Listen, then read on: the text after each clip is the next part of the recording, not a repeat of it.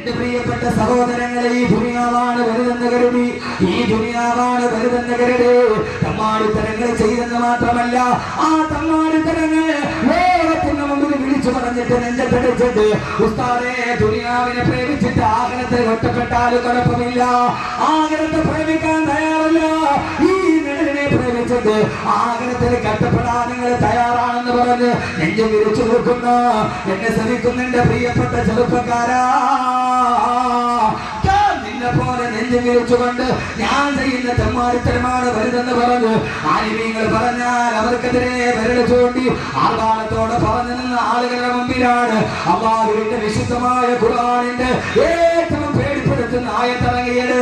വിശുദ്ധമായ ഖുർആനിന്റെ 6666 ആയത്തുകളിൽ ഏറ്റവും പേടിപ്പെടുത്തുന്ന ആയത്ത് ഖുർആനിലെ ഏറ്റവും പേടിപ്പെടുത്തുന്ന ആയത്തിറങ്ങിയത് കഅബാലയത്തിന്റെ മഖാമിലെ ചാരിയിരുന്നിട്ട് തങ്ങൾ ചെയ്യുന്ന തെമ്മാടിത്തരത്തെ വിളിച്ചു പറഞ്ഞിട്ട് നേരെ നോക്കിയിട്ട് എടാ മുഹമ്മദേ ഞങ്ങളെ ഉപദേശിക്കാൻ നീ ആരടാ, ഞങ്ങൾ ഇനി ചെയ്യുമടാ എന്ന് പറഞ്ഞിട്ട് വാഹിയാന്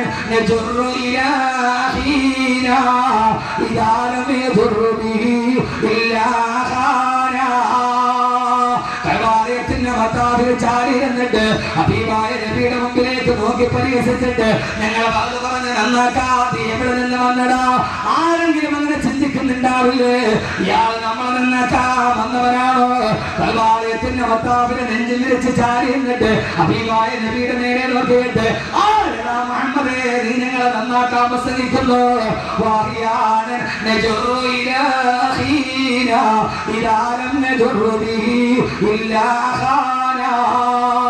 ഒരു ചെറുപ്പക്കാരൻ വിളിച്ചു പറഞ്ഞു, ഇന്ന് രാവിലെ മുതൽ ഞാൻ വ്യഭിചരിക്കാൻ വേണ്ടി നടന്നു, ധാരാളം പെണ്ണുങ്ങളുമായി ഞാൻ കിടപ്പുറം കെട്ടിട്ട് ഇന്ന് രാവിലെ വ്യഭിചരിക്കാൻ ഒരു പെണ്ണിനെ തേടി നടന്നിട്ട് ഒരു പെണ്ണിനെ പോലും കിട്ടാതെ വൈകുന്നേരം വീട്ടിലേക്ക് തിരിച്ചു വരുമ്പോ ഒരു ദിവസം വ്യഭിചരിക്കാൻ എനിക്ക് ഉറക്കം വരില്ല. അങ്ങനെ നിരാശയോടെ നടന്നു വരുമ്പോ എന്റെ സഹോദരന്റെ ഭാര്യയെ കണ്ടപ്പോ അവളെ പിടിച്ചുകൊണ്ടുപോയി കിടപ്പുറത്ത് ഞാൻ വ്യഭിചരിച്ചെന്ന് കഅബാലയത്തിന്റെ മത്താവിലെ ചാരി നിന്ന് വീരവാദം മുഴക്കിയപ്പോ മറ്റൊരുത്തൻ പറഞ്ഞതെന്നറിയോ,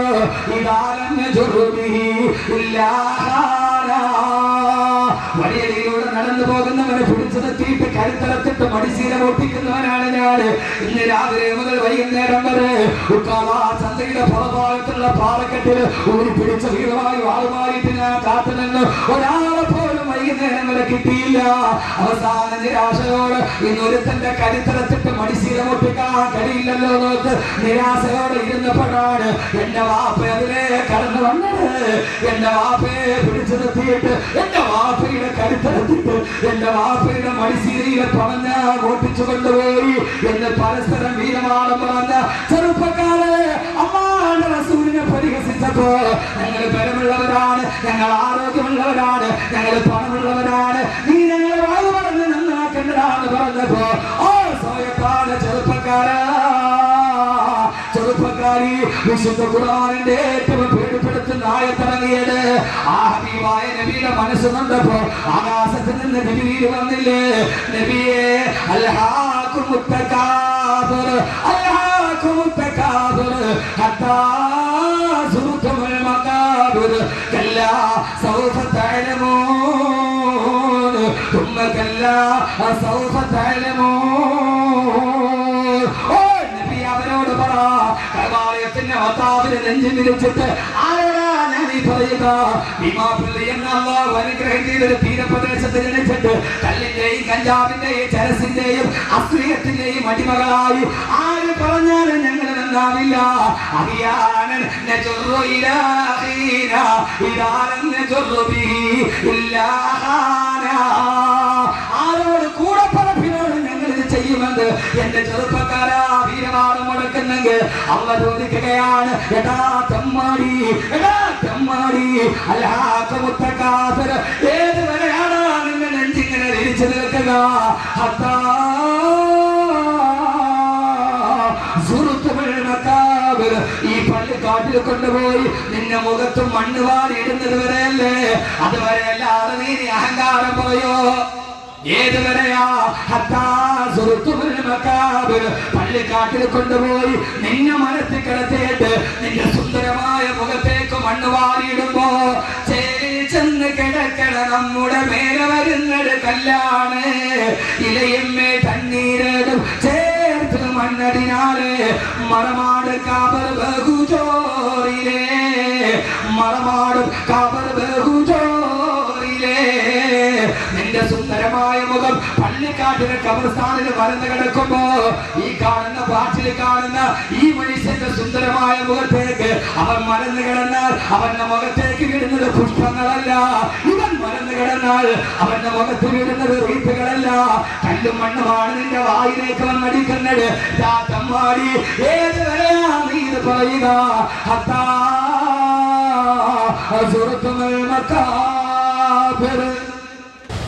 നിഴല് എന്ന് പറയുന്നത് ഒരു മനുഷ്യന് ഒരു വസ്തുവിന്റെ പ്രതലങ്ങളിൽ സൂര്യപ്രകാശം തട്ടുമ്പോൾ സമാന്തരമായി ഉണ്ടാകുന്ന വസ്തുവിനെയാണ് സാധാരണയായി നാം നിഴല് എന്ന് പറയുക.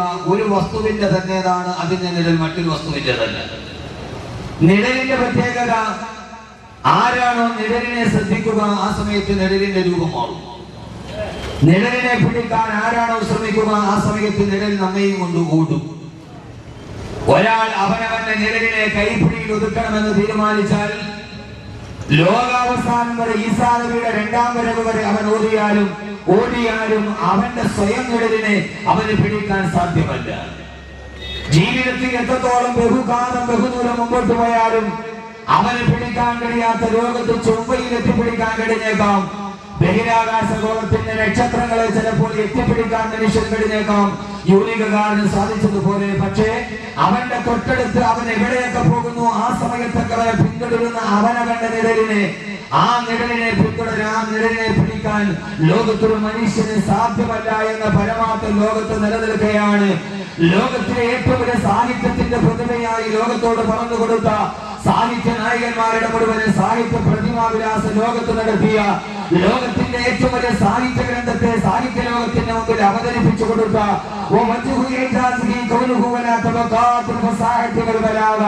നൂറ്റാണ്ടുകൾക്ക് മുമ്പ് സാഹിത്യ സാമ്രാട്ടുകളായി വിലസിയിരുന്ന സാഹിത്യ തമ്പുരാക്കന്മാരുടെ മുമ്പിൽ സാഹിത്യത്തിന്റെ അദ്വിതീയ ഭാവമായി കടന്നുവന്ന് സാഹിത്യ ലോകത്തെ നാണം കെടുത്തിയ, ലോകത്തിന്റെ സാഹിത്യ പുസ്തകത്തെ ലോകത്തിന്റെ മുമ്പിൽ അവതരിപ്പിച്ചു കൊടുത്ത ആദരവായ പ്രവാചകൻ നബി മുഹമ്മദ് മുസ്തഫ സല്ലല്ലാഹു അലൈഹി വസല്ലമ, അല്ലാഹുവിന്റെ പ്രവാചകൻ സല്ലല്ലാഹു അലൈഹി വസല്ലമയെ വെല്ലാൻ കഴിയുന്ന പ്രധാനപ്പെട്ട മൊഴിയിലോ സാഹിത്യത്തിലോ വെല്ലാൻ കഴിയുന്ന ഒരു സാഹിത്യ നായകൻ ലോക ചരിത്രത്തിൽ ഇന്നേവരെ കടന്നു വന്നിട്ടില്ല. അങ്ങനെ ലോകത്തിലെ ഏറ്റവും വലിയ സാഹിത്യ വാഗ്വൈഭവത്തെയും വിലാസത്തെയും ലോകത്തിന് സമ്മാനിച്ച ആദരവായ പ്രവാചകൻ നബി മുഹമ്മദ് മുസ്തഫ സല്ലല്ലാഹു അലൈഹി വസല്ലമ അവിടുത്തെ റിസാലത്തിന്റെ കള്ളം പറയാത്ത നാവ് കൊണ്ട് പ്രവാചകൻ നിഴലിനോട് ഉപമിച്ചത് രണ്ട് കാര്യങ്ങളെയാണ്. ഞാൻ ആമുഖങ്ങളൊന്നുമില്ലാതെ വിഷയത്തിലോട്ട് കടക്കുകയാണ്. ആദരവായ റസൂലുള്ളാഹി സ്വല്ലല്ലാഹു അലൈഹി വസല്ലമ അതിന്റെ നൈമിഷികതയെ മനസ്സിലാക്കി തരാൻ രണ്ട് കാര്യങ്ങളെയാണ് അല്ലാഹുവിന്റെ റസൂൽ നിഴലിനോട് ഉപമിച്ചത്.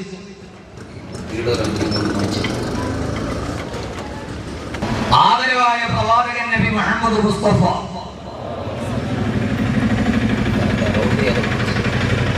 ഹബീബായ നബി മുഹമ്മദ് മുസ്തഫ സല്ലല്ലാഹു അലൈഹി വസല്ലമ അവിടുത്തെ നാവ് കൊണ്ട് ഉപമിച്ച രണ്ട് കാര്യങ്ങൾ, അത് നിഴലാണ് എന്ന് നബി മുഹമ്മദ് മുസ്തഫ സല്ലല്ലാഹു അലൈഹി വസല്ലം. ആ നിഴലിനെ നിങ്ങൾ പ്രണയിക്കാൻ പാടില്ല, ആ നിഴലിനെ ജീവിതത്തിൽ ഒരിക്കലും നിങ്ങൾ സ്നേഹിക്കാൻ പാടില്ല. ആദ്യം തന്നെ നിഴലിനെ മനസ്സിലാക്കണം. ഒരിക്കലും നമ്മുടെ കൈപ്പിടിയിൽ നിൽക്കുകയില്ല. അതിനെ പിടിക്കാൻ ശ്രമിച്ചാൽ അത് നമ്മളെ കബളിപ്പിച്ചു കൊണ്ട് ഓടുകയും ചെയ്യും. ഇതാണ് നിഴൽ. അതുകൊണ്ട് ആദ്യം നിഴൽ എന്താന്ന് മനസ്സിലാക്കുക. എന്നിട്ട് അല്ലാഹുവിന്റെ പ്രവാചകൻ നബി മുഹമ്മദ് മുസ്തഫ, ആദരവായ പ്രവാചകൻ നബി മുഹമ്മദ് മുസ്തഫ സല്ലല്ലാഹു അലൈഹി വസല്ലമ അല്ലാഹുവിന്റെ പ്രവാചകന്റെ റിസാലത്തിന്റെ നാവ് കണ്ടല്ലാഹുവിന്റെ റസൂൽ ആദ്യമായി നിഴലിനോട് ഉപമിച്ചത്. ഹബീബായ നബി പറഞ്ഞു, ഇന്ന ദുനിയാ വിൽനസാഇൽ. ഹബീബായ നബി തങ്ങൾ പറഞ്ഞു, ഇന്ന ദുനിയാ വിൽനസാഇൽ. ഈ ഭൗതിക ലോകം നീങ്ങി പോകുന്ന നിഴലാണ്, ആരുടെ കൈപ്പിടിയിലും ഒതുങ്ങി നിൽക്കാത്ത നിഴലാണ് ഈ ദുനിയാവെന്ന് ഹബീബായ നബി മുഹമ്മദ് മുസ്തഫ പ്രാചീന കാലത്തിലെയും ചരിത്രത്തിന് ശേഷമുള്ള കാലത്തിലെയും ഏറ്റവും വലിയ ദരിദ്രന്റെ കൊട്ടാരത്തിൽ കിടന്നുറങ്ങിയ ലോകത്തിന്റെ രാജാവിന്റെ ഉറക്കറയിൽ സമയത്ത് ആ ലോകത്തിന്റെ രാജാവ് ഒന്ന് കടന്നു വന്നിട്ട് ഈത്തപ്പനമരത്തിന്റെ ഓലയിൽ കിടക്കുന്നത് കാണുമ്പോ ഒരു നേരത്തെ ഭക്ഷണം കഴിക്കാനില്ലാതെ ദാരിദ്ര്യം സഹിക്കാൻ കഴിയാതെ തന്റെ പ്രിയപ്പെട്ട രാജാവ് ഒന്ന് തന്റെ കാൽമുട്ടുകൾ വയറ്റിലേക്ക് ചേർത്ത് വെച്ച് വിശപ്പ് സഹിക്കാൻ കഴിയാതെ കിടക്കുന്നത് കാണുമ്പോ ആ രാജാവിന്റെ രാജപത്നി പദമനുഗ്രഹിച്ച പ്രിയപ്പെട്ട ഭാര്യ വന്ന് കുഞ്ഞിനെ പോലെ ചുരുണ്ടുകൂടി കിടക്കുന്ന തന്റെ പ്രിയപ്പെട്ട ഭർത്താവിന്റെ ചാരത്ത് വന്നിരുന്ന് ഉൾക്കൊണ്ട് പ്രിയപ്പെട്ട ഭർത്താവിന്റെ ഒട്ടിക്കിടക്കുന്ന വയറിലേക്ക് തടകി കൊടുക്കുമ്പോ തന്റെ കണ്ണു പിടിച്ചെഴുന്നേറ്റുന്ന പ്രിയപ്പെട്ട ഭർത്താവ് പാതിരാ സമയം തുറക്കം വരാറ് പട്ടിണി കിടന്ന് ഒട്ടിപ്പോടെ തന്റെ വയറിലെ സ്നേഹത്തിന്റെ കരങ്ങൾ കൊണ്ട് തലോടിയ ഭാര്യയുടെ കണ്ണുനീരിന്റെ മുമ്പിൽ യാ റസൂലല്ലാഹ് പ്രിയപ്പെട്ട തിരുദൂതരെ അല്ലാഹുവിന്റെ ഏറ്റവും പ്രിയപ്പെട്ട അടിമയായ ഈത്തപ്പനമരത്തിന്റെ ഓല വിരിച്ചിട്ട് ഈ മണൽത്തരിയുടെ മുകളിൽ കിടക്കുമ്പോ എനിക്ക് സഹിക്കാൻ കഴിയുന്നില്ല തിരുദൂതരെ എന്ന് അല്ലാഹുവിന്റെ റസൂലിനോട് പറഞ്ഞത് പ്രിയപ്പെട്ട സഹാബിയല്ല, അവിടുത്തെ റിസാലത്തിന്റെ ശരീരത്തോട് കെട്ടിപ്പിടിച്ച് പരിരംഭണത്തിൽ കിടന്നുറങ്ങിയ പ്രിയപ്പെട്ട സഹധർമ്മിണി ആവരാടി പറയുമ്പോ ആ സമയത്ത് മദീന നഗരം മുഴുവനും ഉറക്കത്തിൽ കിടക്കുമ്പോ പൊട്ടിക്കരയുന്ന ഭാര്യയുടെ കയ്യിലേക്ക് തന്റെ റിസാലത്തിന്റെ കരങ്ങൾ ചേർത്ത് വെച്ചിട്ട് ആയിഷ കരയുന്നതെന്തിനാ? ഈ ഭൗതിക ലോകത്തിന്റെ സുഖത്തിന്റെ ബുദ്ധിമുട്ട് കാണുമ്പോ, ഭൗതിക ലോകത്തിന്റെ ദുനിയാവിന്റെ കട്ടപ്പാട് കാണുമ്പോ നീ എന്തിനാ കണ്ണുകളിൽ കണ്ണുനീര് വീഴുന്നതെന്തിനാ? ഇന്നമാനവ ദുനിയാ കറാക്കിബിൻ ഇസ്തവല്ല തഹത ശജറത്തിൽ തുമ്മറാഹ തറകാ. ഇത് നടക്കുന്നത് ഏതെങ്കിലും പ്രഭാഷണ മധ്യേയല്ല. സാഹിത്യം പറയാറുണ്ട്. എപ്പോഴെന്നറിയ ആൾക്കൂട്ടത്തെ കാണുമ്പോ ആ സാഹിത്യത്തിന്റെ വാക്കുവിലാസവും ഉപമയും വരുന്നത് ഒരു പ്രവാസകനെ സംബന്ധിച്ചിടത്തോളം അവന്റെ പ്രഭാഷണത്തിന്റെ മധ്യത്തില മാർട്ടിൻ ലൂതർ കിങ് ലോക ചരിത്രത്തിൽ അമേരിക്കൻ പ്രസിഡന്റ് പോലും വിസ്മയിപ്പിച്ച വാക്ക് പറഞ്ഞത് ലോകത്തിലെ ഏറ്റവും ഒരു പ്രഭാഷണത്തിന്റെ നടുവില ഐ ഹാവ് എ ഡ്രീം, എനിക്കൊരു സ്വപ്നമുണ്ടെന്ന് പറഞ്ഞ് ലൂതർ കിങ് പറഞ്ഞ ഉപമ ഒരു വലിയ പ്രഭാഷണ മധ്യത്തിലാണ് നടക്കുന്നതെങ്കിൽ എന്റെ പ്രിയപ്പെട്ട സഹോദര സഹോദരി, ഈ ഉപമ പറയുന്നത് ഏറ്റവും ഒരു സാഹിത്യം പറയുന്നത് പ്രഭാഷണത്തിന്റെ നടുവിലല്ല, പതിനായിരക്കണക്കിന് അനുയായികളുടെ ആരവത്തിന്റെ നടുവിലല്ല. പാതിരാ സമയത്ത് തന്നെ അയൽപക്കക്കാർ മുഴുവൻ സുഖമായിട്ട് കിടന്നിറങ്ങുമ്പോ പട്ടിണി കാലത്താൽ ഉറക്കം വരാറ് ഈത്തപ്പനമരത്തിന്റെ ഓലയിൽ കിടക്കുന്ന എന്റെ പ്രിയപ്പെട്ട ഭർത്താവിന്റെ കട്ടപ്പാടെടുത്തിട്ട് പാതിരാ സമയത്ത് പൊട്ടിക്കരയുന്ന ഭാര്യ തന്റെ പ്രിയപ്പെട്ട ഭർത്താവ് കിടന്നിറങ്ങുമ്പോ ഭാര്യയുടെ കരസ്പർശനമേ തുടക്കത്തിൽ നിന്ന് ചാടി എഴുന്നേറ്റ് പറഞ്ഞ വാക്കാടിയത് ആയിഷ പ്രിയപ്പെട്ട സഹധർമ്മിണി കരയുന്നതെന്തിനാ? ഈ ഭൗതിക ലോകത്തിന് ജീവിച്ചിരിക്കുമ്പോ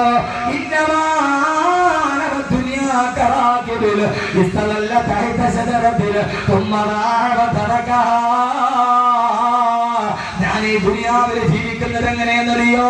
വളരെ വിശാലമായ മരുഭൂമിയിലൂടെ യാത്ര ചെയ്തു വരുമ്പോ സൂര്യന്റെ ചൂട് സഹിക്കാൻ കഴിയാതെ ഈ മരുഭൂമിയുടെ ഇടയെ കാണുന്ന വൃക്ഷത്തിന്റെ തണലില് ഒരല്പനേരം തണല് കൊണ്ട് ക്ഷീണം മാറുമ്പോ ആ വൃക്ഷത്തണൽ ഉപേക്ഷിച്ചിട്ട് നടന്നു പോകുന്ന യാത്രികനെ പോലെയാണ് ഞാൻ. ഇത് സഭാവില്ലു എപ്പോഴാണോ തണല് മാറുന്നത് ആ സമയത്ത് യാത്ര തുടരുന്ന വഴിയാത്രക്കാരനെ പോലെയാണ്. അതുകൊണ്ട് വഴിയരികിൽ കിടക്കുന്ന വഴിയാത്രക്കാരനെ പോലെയാ ഈ ദുനിയാവിലെ എന്റെ ജീവിതമെന്ന് ലോകത്തോട് പറഞ്ഞു കൊടുത്തിട്ട് ഹബീബായ നബി മുഹമ്മദ് മുസ്തഫ സല്ലല്ലാഹു അലൈഹി വസല്ലമ തന്റെ ഭാര്യയോട് മാത്രമല്ല അവരുടെ അനുയായികളോട് പറഞ്ഞു, ഇന്ന ദുനിയാ ലില്ലദായ, ഈ ദുനിയാവ് നീങ്ങിപ്പോകുന്നതാണ്. ഏത് സമയത്തും സ്വന്തം നിഴലിനെ പിടിക്കാൻ പോകുമ്പോ ആ നിഴലിനെ നിന്നെ മോഹിച്ചുകൊണ്ട് പാതു പോകുന്നത് പോലെ നിന്റെ കൈവെള്ളയിൽ ഒതുങ്ങുന്നതല്ല ഈ ദുനിയാവ്. അത് നിഴലാണ്. ആ നിഴലിനെ പ്രണയിക്കരുത്,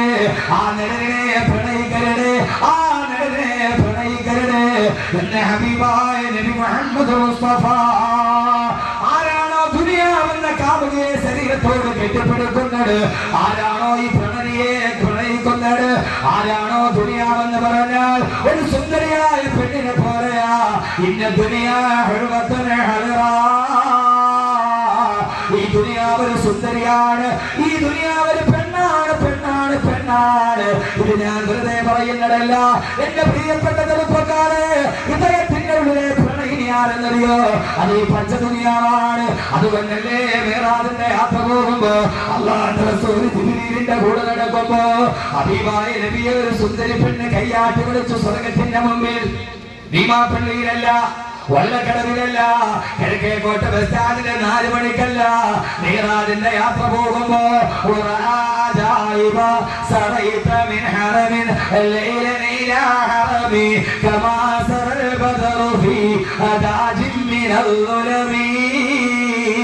മൗലായ സല്ലി വസല്ലം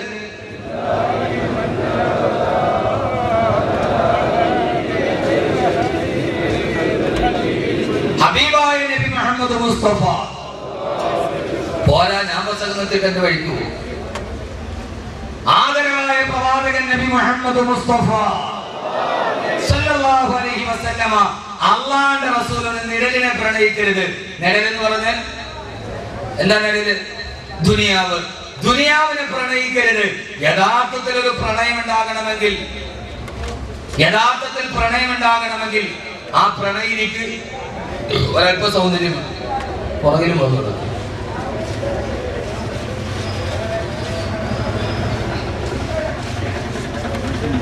മിണ്ടായിരിക്കാൻ പറയും. അപ്പൊ അത് കേൾക്കുന്നില്ല, കുഴപ്പമില്ല. പള്ളിയുടെ അങ്ങേയറ്റത്ത് നല്ല വിശാലമായ മണപ്പുറം അവിടെ നോക്കാൻ പറഞ്ഞു. കേൾക്കുന്നവരുമുണ്ട്. കാരണം ഈ വലത്തെ ചെരിയൊന്നും സംസാരിച്ച് എന്റെ ശ്രദ്ധ അങ്ങോട്ട് പോകും. ആദരവായ പ്രവാചകൻ നബി മുഹമ്മദ് മുസ്തഫ നാട്ടുവർത്താനം പറയാൻ സമയത്ത് കിട്ടണ 2 മണിക്കൂർ അത് കറക്റ്റായിട്ട് പറഞ്ഞിരിക്കും. അപ്പൊ പ്രണയിക്കണമെങ്കിൽ ഒരൽപ്പം സൗന്ദര്യം വേണം. വേണമെന്നില്ല, സൗന്ദര്യം ഇല്ലാത്തതിനെ പ്രണയിക്കും, അത് വേറെ കാര്യം. കരുനാഗപ്പള്ളിക്കാരി റഷീദ എന്ന് പറയുന്ന 45 വയസ്സുകാരി കാമുകന്റെ കൂടെ 3 മക്കളെയും വിട്ടിട്ട് ഒളിച്ചോടി. അവളെ മലപ്പുറത്താണ് കണ്ണൂരെ വെച്ച് കൊട്ടേഷൻ സംഘം കൊടുത്തിട്ടാണ് നമ്മുടെ സലിം രാജ് പിടിക്കാൻ പോയത്. അവിടെ വെച്ചാണ് അയാൾ കുടുങ്ങിയത്. ആ പെണ്ണിന്റെ ഒരു ചിത്രം കോടതിയിൽ കയറുമ്പോ ഈ പെണ്ണിന്റെ ഒരു ചിത്രം മലയാള മനോരമയാണെന്ന് തോന്നുന്നു. 45 വയസ്സുള്ള 3 മക്കളുള്ള റഷീദ എന്ന കരുനാഗപ്പള്ളിക്കാരി തന്റെ വീട്ടിൽ സിമന്റ് പൂശാമെന്ന വേലന്റെ കൂടെ ഒളിച്ചോടി. അതിനകത്ത് വർഗീയതൊന്നുമില്ല, ഒളിച്ചോട്ടത്തിന് എന്ത് മതം.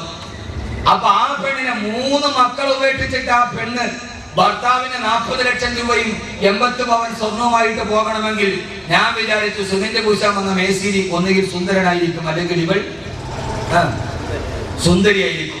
പക്ഷെ ആ പെണ്ണ് 45 വയസ്സുകാരി കോടതിയിൽ വന്നപ്പോ അവളുടെ ഫോട്ടോ മലയാള മനോരമയുടെ ഒരു പത്രത്തിൽ ഞാൻ കണ്ടു. ആദ്യം എനിക്കൊരു ഫോട്ടോയാന്ന് മനസ്സിലായില്ല, പെണ്ണാന്ന് മനസ്സിലായില്ല. ഞാൻ അവിടെ നോക്കി റോഡ് ക്ലോസ്ഡ് എന്നെങ്ങാനും ഒരു പരസ്യം ഉണ്ടോ. കാരണം എനിക്ക് തോന്നിയത് അതൊരു ടാറിന്റെ വീപ്പ കമന്തി വെച്ചാണ്. പിന്നെ ഞാൻ നോക്കി റോഡ് ക്ലോസ് എന്നോ അല്ലെങ്കിൽ ടേക്കിഡ് വേസ്റ്റ് എന്നെങ്ങാനൊന്ന് കാണും എന്ന്. അല്ല, ആ പെണ്ണിന്റെ ഫോട്ടോയാണ്. അപ്പോ പ്രണയിക്കണമെങ്കിൽ അതിന് സൗന്ദര്യം ഒരു മാനദണ്ഡമല്ല. പക്ഷെ സ്വാഭാവികമായും അങ്ങനെ ഒരു മാനദണ്ഡമുണ്ടെങ്കിൽ റസൂലുള്ളാഹി സ്വല്ലല്ലാഹു അലൈഹി വസല്ലം പറഞ്ഞു, ഈ ദുനിയാവ് ഒരു അടിപൊളി പെണ്ണാണ്. ഈ ദുനിയാവ് ഒരു അടിപൊളി സുന്ദരി. അടിപൊളി സുന്ദരി എന്ന് പറഞ്ഞാൽ ആരാ? ഹബീബായ നബി മുഹമ്മദ് മുസ്തഫ സല്ലല്ലാഹു അലൈഹി വസല്ലം മേറാജിന്റെ യാത്ര പോകുമ്പോ 7 ആകാശങ്ങളും താണ്ടിക്കടന്ന് 7 ആകാശങ്ങളും താണ്ടിക്കടന്ന് 7 ആകാശങ്ങളും നീണ്ട് 7 ആകാശങ്ങളും നീന്തിക്കടന്ന് ഹബീബായ നബി തങ്ങൾ സ്വർഗത്തിന്റെ മുമ്പിലൂടെ നടന്നു പോകുമ്പോ ആ സ്വർഗത്തിന്റെ മുമ്പിൽ നിന്ന് അല്ലാഹുവിന്റെ റസൂലിനെ ഒരു സുന്ദരി പെണ്ണ് മാറി വിളിച്ചുടത്രേ. ഹബീബായ നബി തങ്ങൾ ചോദിച്ചു, ആ നിൽക്കുന്ന പെണ്ണാരാ? നബി അലൈഹി സ്വലാത്തു വസ്സലാം പറഞ്ഞു, നബിയേ, ആ സുന്ദരിയായ നമ്മോടെ പോലെ അണിഞ്ഞറിയിൽ നിൽക്കുന്ന സുന്ദരിയാരെന്നറിയോ? ജിബ്രീലിനോട് ചോദിച്ചു, ആ സുന്ദരിയാരാ? ജിബ്രീൽ പറയാരെന്നറിയോ? നബിയേ, ആ സ്വർഗത്തിന്റെ മുമ്പിൽ മാടി വിളിച്ചതാരാ? സരിതയല്ല, അതാരെന്നറിയോ? ഹാദിഹി ദുനിയാ, ഇത്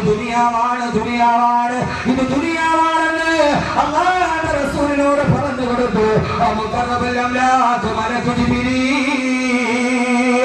അലൈഹിസ്സലാത്തു വസ്സലാം.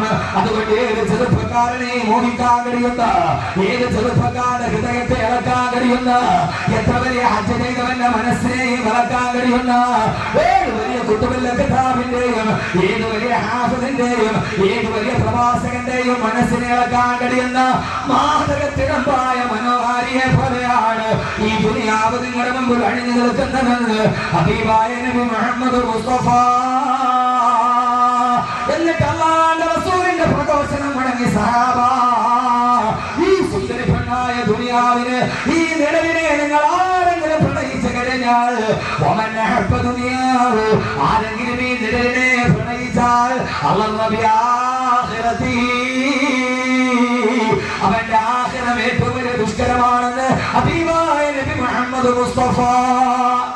ആരാണോ ഈ പെണ്ണിനെ മോഹിക്കുന്നത്, ആരാണോ ദുനിയാവിനെ പ്രണയിക്കുന്നത്,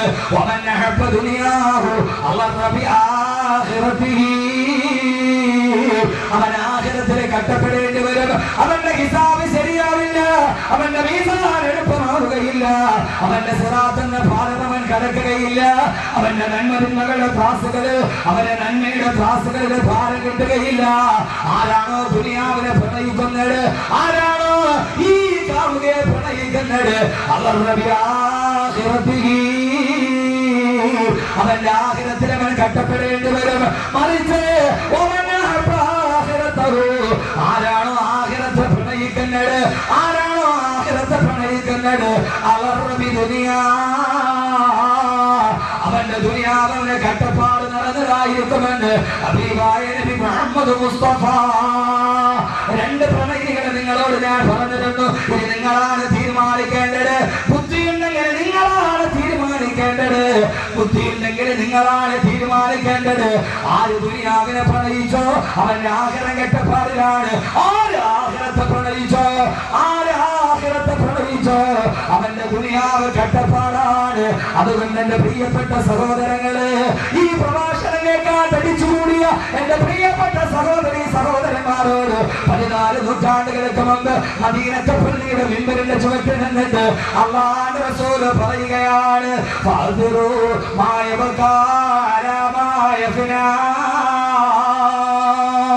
ഈ വാക്കുകളിൽ നിന്ന് നമുക്ക് തുടങ്ങാം. നിങ്ങളെ തെരഞ്ഞെടുത്തു കൊള്ളുക, നിങ്ങളെ തെരഞ്ഞെടുത്തു കൊള്ളുക.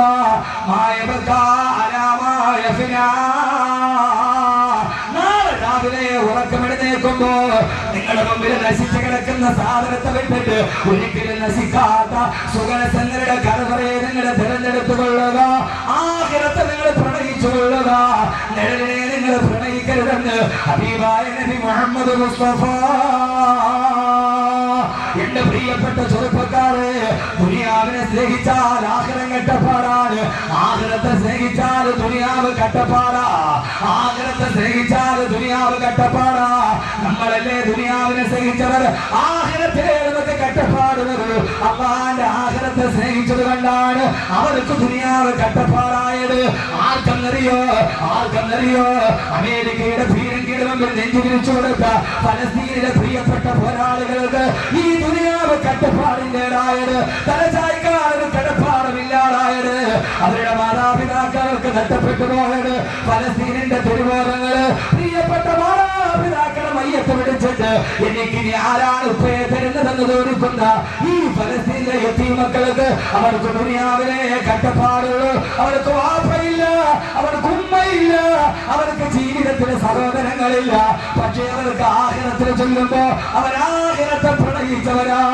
എത്രയോ പ്രാവശ്യം നിങ്ങളോട് ഞാൻ പറഞ്ഞിട്ടുണ്ട്. ഞാൻ ബൈത്തുൽ മുഖദ്ദസിന്റെ മുമ്പിൽ നിന്നിട്ട് ചൂടപ്പട്ടാളക്കാരുടെ AK-47 തോക്കിന്റെ മുമ്പിൽ യാതൊരുവിധ പേടിയില്ലാതെ ഫുട്ബോൾ തട്ടുന്ന ഫലസ്തീനിലെ 12 വയസ്സുകാരൻ ചെറുപ്പക്കാരനെ വിളിച്ചിട്ട് ഞാനാ ചോദിച്ചത്, മോനെ നിന്റെ വാപ്പയുടെ? അവൻ ആകാശത്തേക്ക് കൈകൾ ഉയർത്തിയിട്ട് പറഞ്ഞു, ഇലാ റഹ്മത്തില്ലാ. എന്റെ വാപ്പ, എന്റെ വാപ്പ ഇസ്രായേൽ കൊന്നല്ല, എന്റെ വാപ്പ അമേരിക്ക കൊന്നല്ല, എന്റെ വാപ്പ പണച്ചറപ്പിന്റെ സ്വർഗത്തിലേക്ക് പോയി. മോനെ നിന്റെ ആഗ്രഹം എന്താ? എന്റെ വാപ്പയുടെ കൂടെ എനിക്ക് സ്വർഗത്തിലേക്ക് പോകണം. കാരണം ദുനിയാവിനവർക്ക് കെട്ടപ്പാടുള്ളൂ. അവരാഗ്രഹിച്ചത് സ്വർഗത്തെയാണ്. എന്തിനാ നമ്മൾ നമ്മൾ കരയുന്നതെന്തിനാ? സ്വന്തം പിതാവിന്റെ പുറകിൽ സ്കൂട്ടർ കയറിയിട്ട് പുറകിൽ നിന്ന് കൊണ്ടുപോകുന്ന 12 വയസ്സുകാരിയെ സ്കൂട്ടറിൽ നിന്ന് പിടിച്ചിറക്കി 14 പേര് കൂട്ടം കൂട്ടമായി മാനവങ്ങന്തേട് മുസഫർ നഗറിലെ പാവപ്പെട്ട 12 വയസ്സുകാരിയെ വലിച്ചെറിയുമ്പോ അവർക്ക് ദുനിയാവിലെ കട്ടപ്പാടുള്ളൂ, അവർക്ക് നാളെ ആഖിറത്തിലെ കട്ടപ്പാടില്ല. കാരണം അവരാരും നിലവിലെ പ്രവഹിച്ചവരല്ല. ഇന്ന് ഹബീബായ നബി മുഹമ്മദ് മുസ്തഫ അമേരിക്കയുടെ ഏകാധിപത്യ സിംഹാസനത്തിന് മുമ്പ് ഈജിപ്തിലെ പാവപ്പെട്ട നിരപരാധികളെ കൊന്നു തരുന്ന അബ്ദുറഹ്മാൻ സിസി എന്ന ഏകാധിപതിയുടെ തോക്കിന്റെ കുടല് 7 ലക്ഷത്തോളം വരുന്ന പാവപ്പെട്ട കുഞ്ഞുങ്ങളുടെ നേരെ വിമാനവേദ പീരങ്കികൾ കൊണ്ട് വെടിവെക്കുമ്പോ കൊല ചെയ്യപ്പെട്ട പാവപ്പെട്ട കുഞ്ഞുങ്ങളുടെ ഫോട്ടോ ഈ ഈജിപ്തിലെ റാബിയ സ്ക്വയറിൽ എഴുതി വെച്ചിട്ടുണ്ട്. ആ റാബിയ സ്ക്വയർ മുസ്ലിം മുബാറക്കിന്റെ കിരാതവർണ്ണത്തിന്റെ പ്രേതാത്മാക്കൾ കൊല ചെയ്ത കൊച്ചു മക്കളുടെ ചിത്രത്തിന്റെ നാളെ എഴുതി വെച്ചിട്ടുണ്ട്. നാളെ ആഖിറത്തിൽ വരുമ്പോ പ്രിയപ്പെട്ട സഹോദരങ്ങൾ ഈജിപ്തിൽ പോയാൽ വെടിയുണ്ടേറ്റ് പിടന്ന് വീണ പാവപ്പെട്ട നിരപരാധികളായ കൊച്ചുമക്കളെ ചിത്രത്തിന്റെ നാളിൽ ഖുർആനായി എഴുതി വെച്ചിട്ടുണ്ട്. നാളെ ആഖിറത്തിൽ വരുമ്പോ ഇവിടെയല്ലേ നിങ്ങളുടെ കുഞ്ഞുങ്ങളെ കൊല്ലാൻ കഴിവൂ? നാളെ ആഖിറത്തിൽ വരുമ്പോ അല്ലാഹു ചോദിക്കും ഈ മക്കളോട്, മക്കളെ എന്ത് തെറ്റ് ചെയ്തിട്ടാണ് ഈ പിഞ്ചുബാല്യങ്ങളെ കൊന്നരിഞ്ഞിട്ടുണ്ട്? റബ്ബ് ചോദിക്കുമെന്ന് ആയത്തിപ്പോഴും ആയിരക്കണക്കിന് കുഞ്ഞുങ്ങളുടെ ഫോട്ടോയുടെ ഇടയിൽ താഴെ വെച്ചിട്ടുണ്ട്. കാരണം എന്താ? ആഖിറത്തെ സ്നേഹിക്കുന്നവന് ദുനിയാവിലെ കട്ടപ്പാടാണെന്ന് ഹബീബായ നബി മുഹമ്മദ് മുസ്തഫ സല്ലല്ലാഹു അലൈഹി വസല്ലം. നമ്മൾ അവരെ ഓർത്ത് കരയും, അവരാഖിറത്തിൽ ഇരുന്ന് ചിരിക്കും. കാരണം എന്താ? ആഖിറത്തെ സ്നേഹിക്കുന്നവന് ദുനിയാവ് കഷ്ടപ്പാടാണ്, നിഴലിനെ പ്രണയിക്കുന്നവന് ആഖിറ കഷ്ടപ്പാടാണ്. ഇത് പേര് വേണം, ഏതാ വേണ്ടേ? ആഖിറത്തെ സ്നേഹിച്ചിട്ട് ദുനിയാവിൽ കഷ്ടപ്പാട് സഹിക്കണോ? നിഴലിനെ പ്രണയിച്ചിട്ട് ആഖിറത്തിൽ കഷ്ടപ്പാട് സഹിക്കണം? ഏതാ വേണ്ട? പറഞ്ഞു കുഴഞ്ഞു. ഇതിപ്പോ കുഴഞ്ഞു. കാരണം എന്താ? ഇത് പേര് പറഞ്ഞാലും കുഴയും. നിങ്ങളുടെ തീരുമാനം എന്താ? നിഴലിനെ പ്രണയിച്ചിട്ട് ആഖിറം കഷ്ടപ്പാടിലാവണോ, അതല്ല ആഖിറത്തെ സ്നേഹിച്ചിട്ട്?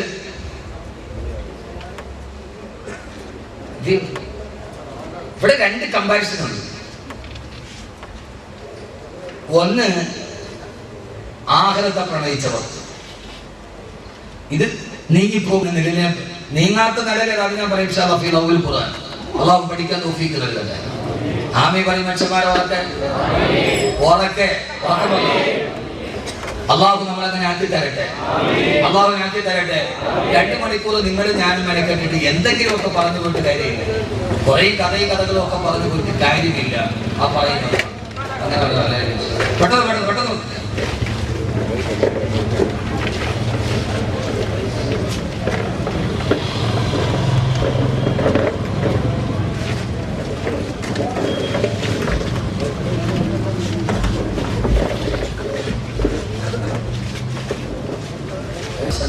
എല്ലാം എടുത്ത് വെച്ചിട്ട് ഒന്നിച്ചുകൊണ്ടോ നന്നായി. ഇടയിൽ പേപ്പർ വന്നാൽ ഞാൻ വായിക്കും, ഞാൻ പറഞ്ഞുകൊണ്ടിരുന്ന മറന്നു.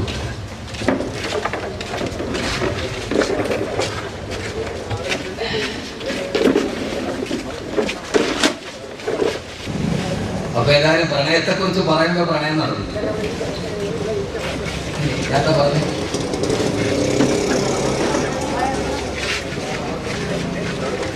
രണ്ട് ചോയ്സാണ് നമ്മുടെ മുമ്പിൽ. ഒന്ന്,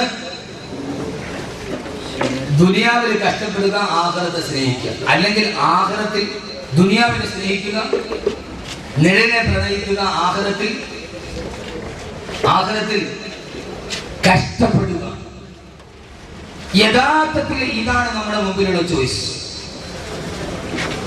അള്ളാഹു ഏറ്റവും മെച്ചമായത് തിരഞ്ഞെടുക്കാൻ അള്ളാഹു തൗഫീഖ് നൽകി അനുഗ്രഹിക്കണം. അള്ളാഹു ഏറ്റവും മെച്ചമായത് തിരഞ്ഞെടുക്കാൻ അള്ളാഹു നമുക്ക് തൗഫീഖ് നൽകി അനുഗ്രഹിക്കുമാറാണ്. ആഖിറത്തിനെ സ്നേഹിച്ച ആളുകൾ അവരാണ് ആദരവായ പ്രവാചകൻ നബി മുഹമ്മദ് മുസ്തഫ,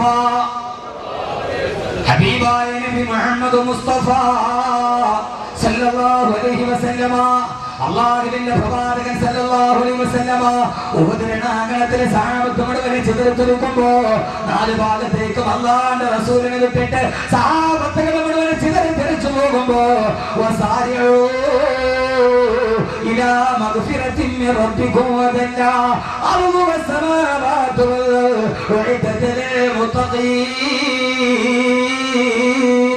അല്ലാഹുവിന്റെ വിശാലമായ സ്വർഗ്ഗത്തിലേക്ക് ഓടി വരിക. ആകാശഭൂമികളേക്കാൾ വിശാലമായ ദുനിയാവിലേക്ക് നിങ്ങൾ ഓടി വരിക എന്നല്ലാഹുവിന്റെ റസൂലിന്റെ ആയത്ത് ഓതുമ്പോ ആ സമയത്താണ് ഉമയ്യ ഇബ്നു ഹമാമ റളിയല്ലാഹു അൻഹു ഒരു ഈത്തപ്പഴം തിന്നുകൊണ്ടിരിക്കുന്നത്. ആ ഈത്തപ്പഴത്തിന്റെ പകുതി തന്നെ അണ്ണാക്കിലേക്ക് ഇറങ്ങി പോകുമ്പോ ആ സമയത്താണ് നബിയോട് ചോദിച്ചത്, നബിയേ അജന്നത്തിൻ അർളുഹ സമാവാതു വൽ അർളു യാ റസൂലല്ലാഹ്, ആകാശഭൂമികളേക്കാൾ വിശാലമായ സ്വർഗ്ഗമോ നബിയേ? അതേ ഉമൈറേ, അതേ ഉമൈറേ, നീ കാണാത്ത സ്വർഗ്ഗത്തിന് ആകാശഭൂമികളേക്കാൾ വിശാലതയുണ്ട് ഉമൈറേ. എവിടെയാണ് കുതിര കുളമ്പടിയുടെ ധ്വജത്തിന്റെ ഏറ്റവും വലിയ കുളമ്പടി ശബ്ദം കേൾക്കുന്ന പണപ്പറമ്പിലാണ് ചോദ്യം വരുന്നത്. പള്ളിയുടെ മെഹ്റാബിലല്ല, ഇത്തിക്കാഫിൽ ഇരിക്കുമ്പോഴല്ല, ദിക്റിന്റെ മജ്‌ലിസിലല്ല, വാൽപരപ്പുകൾ അന്തരീക്ഷത്തിൽ ആഞ്ഞു വെട്ടുന്ന പല പറപ്പിലാണ് ചോദ്യം വരുന്നത്. സേനാനായകൻ പറയുന്നു, സ്വർഗ്ഗത്തിന് ആകാശഭൂമികളുടെ വിശാലതയുണ്ട്. ഉണ്ടോ നബിയേ? ഉണ്ട് മേരെ.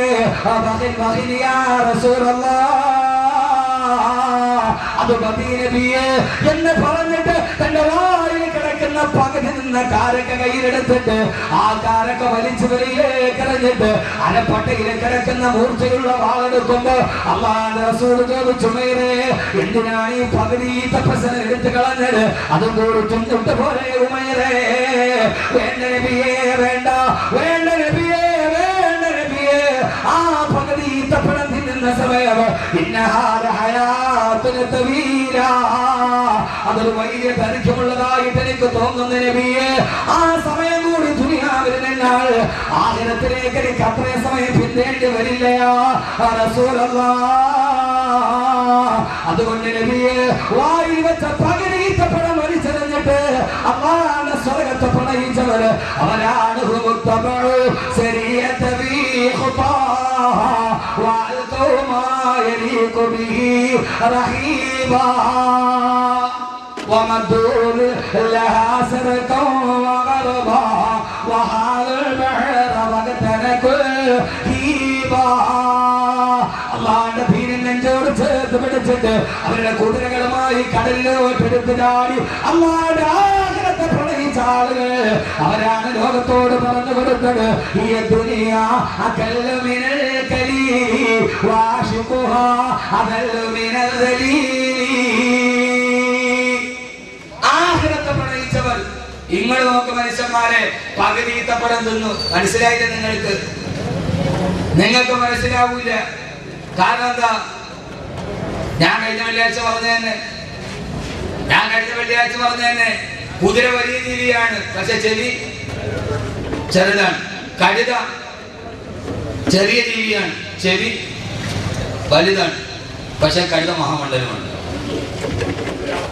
കുതിര വലിയ ജീവിയാണ്, കുതിരയുടെ ചെവി ചെറുതാണ്. കഴുത കുതിരയെ അപേക്ഷിച്ച് ഇവിടുത്തെ കഴുത വലുതാണ്.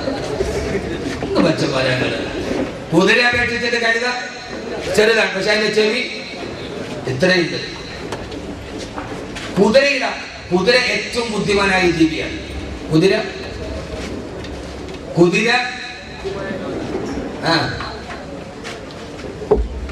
والعاديات ضبحا فالموريات قدحا فالمغيرات صبحا.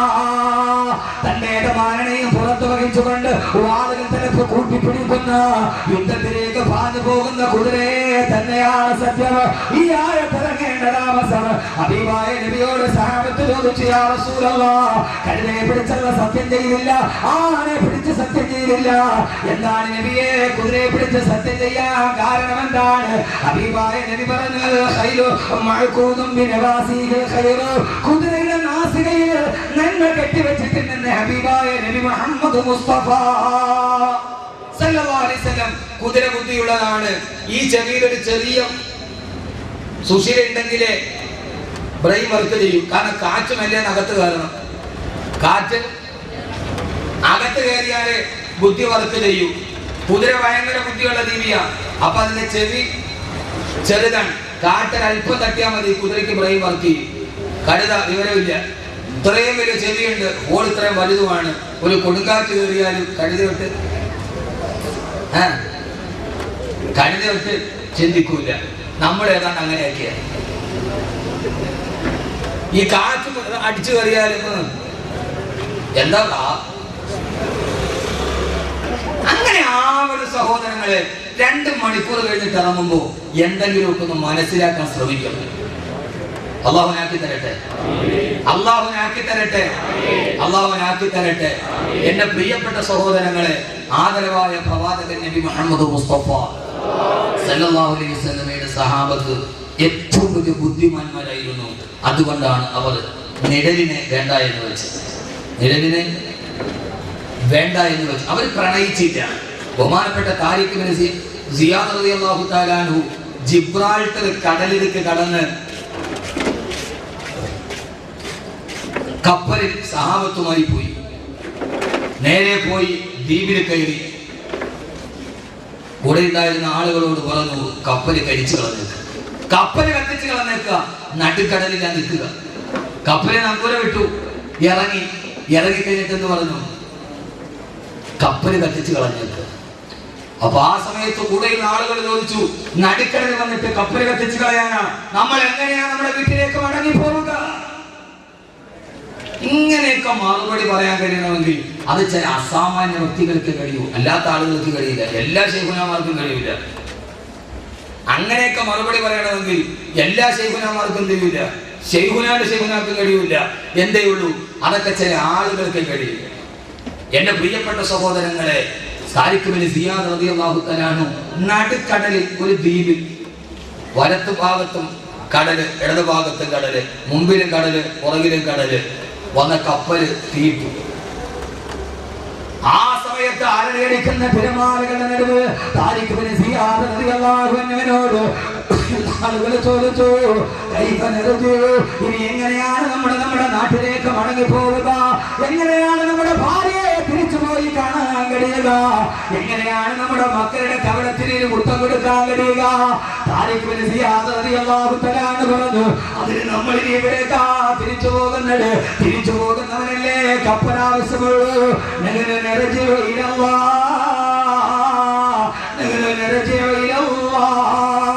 നമ്മളെ പണച്ചടപ്പിലേക്ക് തിരിച്ചു പോകാമെന്നവരല്ലേ നമ്മൾ. ആരാ?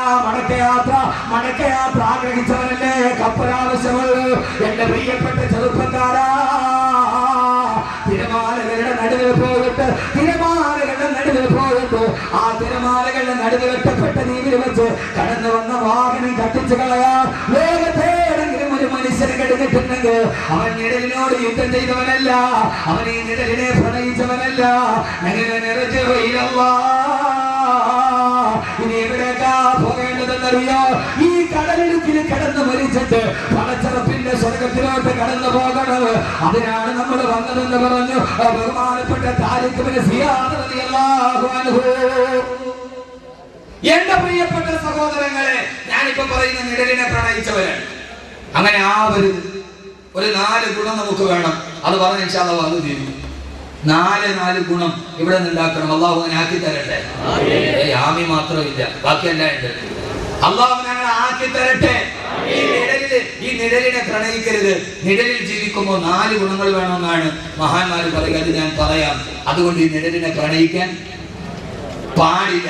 അതുകൊണ്ടാണ് ഒരു നാടുമുട്ട സിംഹാസനം മുഴുവനും കയ്യിലിരിക്കുകയാണ്. വെഞ്ചാമണം വീശുന്ന ലലനാമണികളായ തോഴികൾ, സ്വർണ്ണ ചഷകങ്ങൾ പാനം ചെയ്യാൻ, സഞ്ചരിക്കാൻ പല്ലക്കുകൾ, രാവിലെയും വൈകുന്നേരവും മാറി കൊടുക്കാൻ സ്വർണത്തിന്റെ നൂലുകൊണ്ടുണ്ടാക്കിയ വസ്ത്രങ്ങൾ. ആരെവിടെ എന്ന് ചോദിച്ചാൽ അടിയനെന്ന് വിളിച്ചു പറയാൻ ആയിരക്കണക്കിന് ആളുകൾ, നഖം വെട്ടാനും മുടി വെട്ടാനും പരിചാരകന്മാർ, രോഗം വന്നാൽ ചികിത്സിക്കാൻ 4 ഭാഗത്തും വൈദ്യന്മാർ. ഇങ്ങനെ ലോകത്തിൽ ഒരു മനുഷ്യന് കിട്ടാൻ കഴിയുന്ന എല്ലാ വലിയ സുഖലോലുപതയുടെയും നടുവിൽ താമസിക്കുന്ന മഹാരാജാവ്, അയാൾ ആ സൗഭാഗ്യം വിട്ടുകളയൂ? ഇല്ല. അതാണ് ഇന്ന് ലോകത്തിന്റെ ഏറ്റവും വലിയ തെറ്റ്. ഇന്ന് ലോകത്ത് തെറ്റ് പറഞ്ഞുകൊണ്ടിരിക്കുന്ന പല സുൽത്താന്മാർക്കും അറിയാം ഇത് തെറ്റാണെന്ന്. എനിക്ക് തെറ്റാണെന്ന് ബോധ്യമായിട്ടും അത് തെറ്റാണ് എന്ന് വിളിച്ചു പറയാത്തത് തനിക്ക് കയ്യിൽ കിട്ടിയ സൗഭാഗ്യം നഷ്ടപ്പെട്ടു പോകുന്നുണ്ട്. ഉറപ്പ്. അതിലെനിക്ക് യാതൊരു ആരാണെങ്കിലും എന്റെ പ്രിയം, എനിക്കൊരു തെറ്റു പറ്റിയാൽ അത് തെറ്റാണ് എന്ന് പറയാൻ ബോധ്യം എനിക്കുണ്ടാവണം. തെറ്റാണ് മനസ്സിലാക്കുന്നത്. ഇല്ലെങ്കിൽ പിന്നെ അവൻ ദുനിയാവിലെ സുൽത്താനായേക്കാം ചിലപ്പോൾ, പക്ഷെ ആഖിറത്തിലെ സുൽത്താനാവൂല.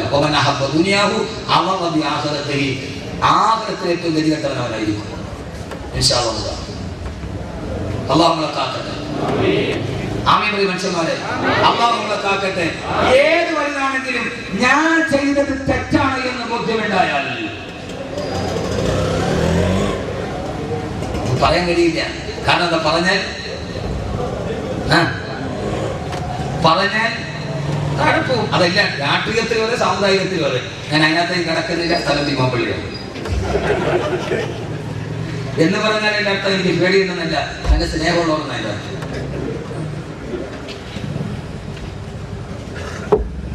എന്റെ പ്രിയപ്പെട്ട സഹോദരങ്ങളെ, അല്ലാഹു നമ്മളെ കാക്കട്ടെ. അല്ലാഹു നമ്മളെ കാക്കട്ടെ. അല്ലാഹു നമ്മളെ അങ്ങനെ നിഴലിനെ തള്ളിപ്പറയുന്ന മഹാന്മാരായി അല്ലാഹു നമ്മളെ സ്വീകരിക്കട്ടെ. അല്ലാഹു നമ്മളെ സ്വീകരിക്കട്ടെ. നിഴലിനെ തള്ളിപ്പറയുമ്പോഴാണ് മഹാനാവുക. അല്ലാതെ കൂടെ നിൽക്കുന്നവൻ ഇവൻ മഹാനാന്ന് പറഞ്ഞാൽ അവൻ മഹാനാവില്ല. അതൊരു മാതിരി നെറ്റ്വർക്ക്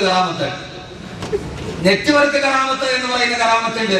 ഞാനൊരു അത്ഭുതം കാണിച്ചു. ഞാൻ നിന്നോട് പറഞ്ഞു, നീ അത് അയാളോട് പറഞ്ഞു. അയാൾ പറഞ്ഞു ശൈഖുന കറാമത്താണ്. അടുത്ത ആളോട് പറഞ്ഞു. ഇങ്ങനെ ബാക്കിലോട്ട് പറഞ്ഞു. ഇതാണ് നെറ്റ്വർക്ക് കറാമത്ത്. അവിടെ ഏറ്റവും പുറയിരിക്കുന്നവർക്ക് കണ്ടിട്ടില്ല. ഇത് ദുനിയാവിന്റെ ശൈലിയാണ്. എന്റെ പ്രിയപ്പെട്ട സഹോദരങ്ങളെ, അള്ളാഹു നല്ല മഹാന്മാരാക്കി നമ്മളെ സ്വീകരിക്കട്ടെ. അള്ളാഹു നമ്മളെ നല്ല മഹാന്മാരായി അള്ളാഹു സ്വീകരിക്കട്ടെ. അവരാണ് നിഴലിനെ തല്ലി പറയുന്ന മഹാന്മാർ. മഹാനാകണമെങ്കിൽ ഒരൊറ്റ നിബന്ധന മാത്രമേ ഉള്ളൂ. നിങ്ങൾക്ക് ആർക്കെങ്കിലും മഹാനാവണോ? വേണോ? ആകണം. ഒരൊറ്റ നിബന്ധനയേ ഉള്ളൂ. ഇത് മഹാൻ എന്ന് പറഞ്ഞാൽ അത് ആർക്ക് സമ്മനാടിസ്ഥാനത്തിൽ കിട്ടിയതൊന്നുമല്ല. പച്ചത്തലപ്പുള്ളത് മാത്രം മഹാനാവൂ, അല്ലെങ്കിൽ വെള്ളക്കുപ്പായിട്ടോ മാത്രം മഹാനാവൂ. ഞാൻ ഇവിടുത്തെ കച്ചവടക്കാരൻ മഹാനാവൂല. അങ്ങനെ മഹാനാർക്കും ആവാം. ഒറ്റ നിബന്ധന പറഞ്ഞുതരട്ടെ. ആവോ لولا أن الشياطين يهومون على قلوب بني آدم لنظروا إلى ملكوت السماء. എന്റെ പൊന്നബിമാ പള്ളിയിലെ പാവപ്പെട്ട ചെറുപ്പക്കാരെ, ആത്മീയ ചൂഷണത്തിന് മുമ്പ് എന്റെ പ്രിയപ്പെട്ട സഹോദരങ്ങളെ, ഈ താരത്തിലിരിക്കുന്ന സാദാ സീതാ നിനക്ക് മഹാനാവാം. ഒരൊറ്റ നിബന്ധനയേ ഉള്ളൂ. ലൗലാ അന്ന ശയാതീന യഹ്റൂമൂന അലാ ഖുലൂബി ബനി ആദം. ഹൃദയത്തിന്റെ ഉള്ളിൽ നിന്ന് എപ്പോഴാണോ പിശാചിനെ വെളിയിലാക്കുക, എന്നാൽ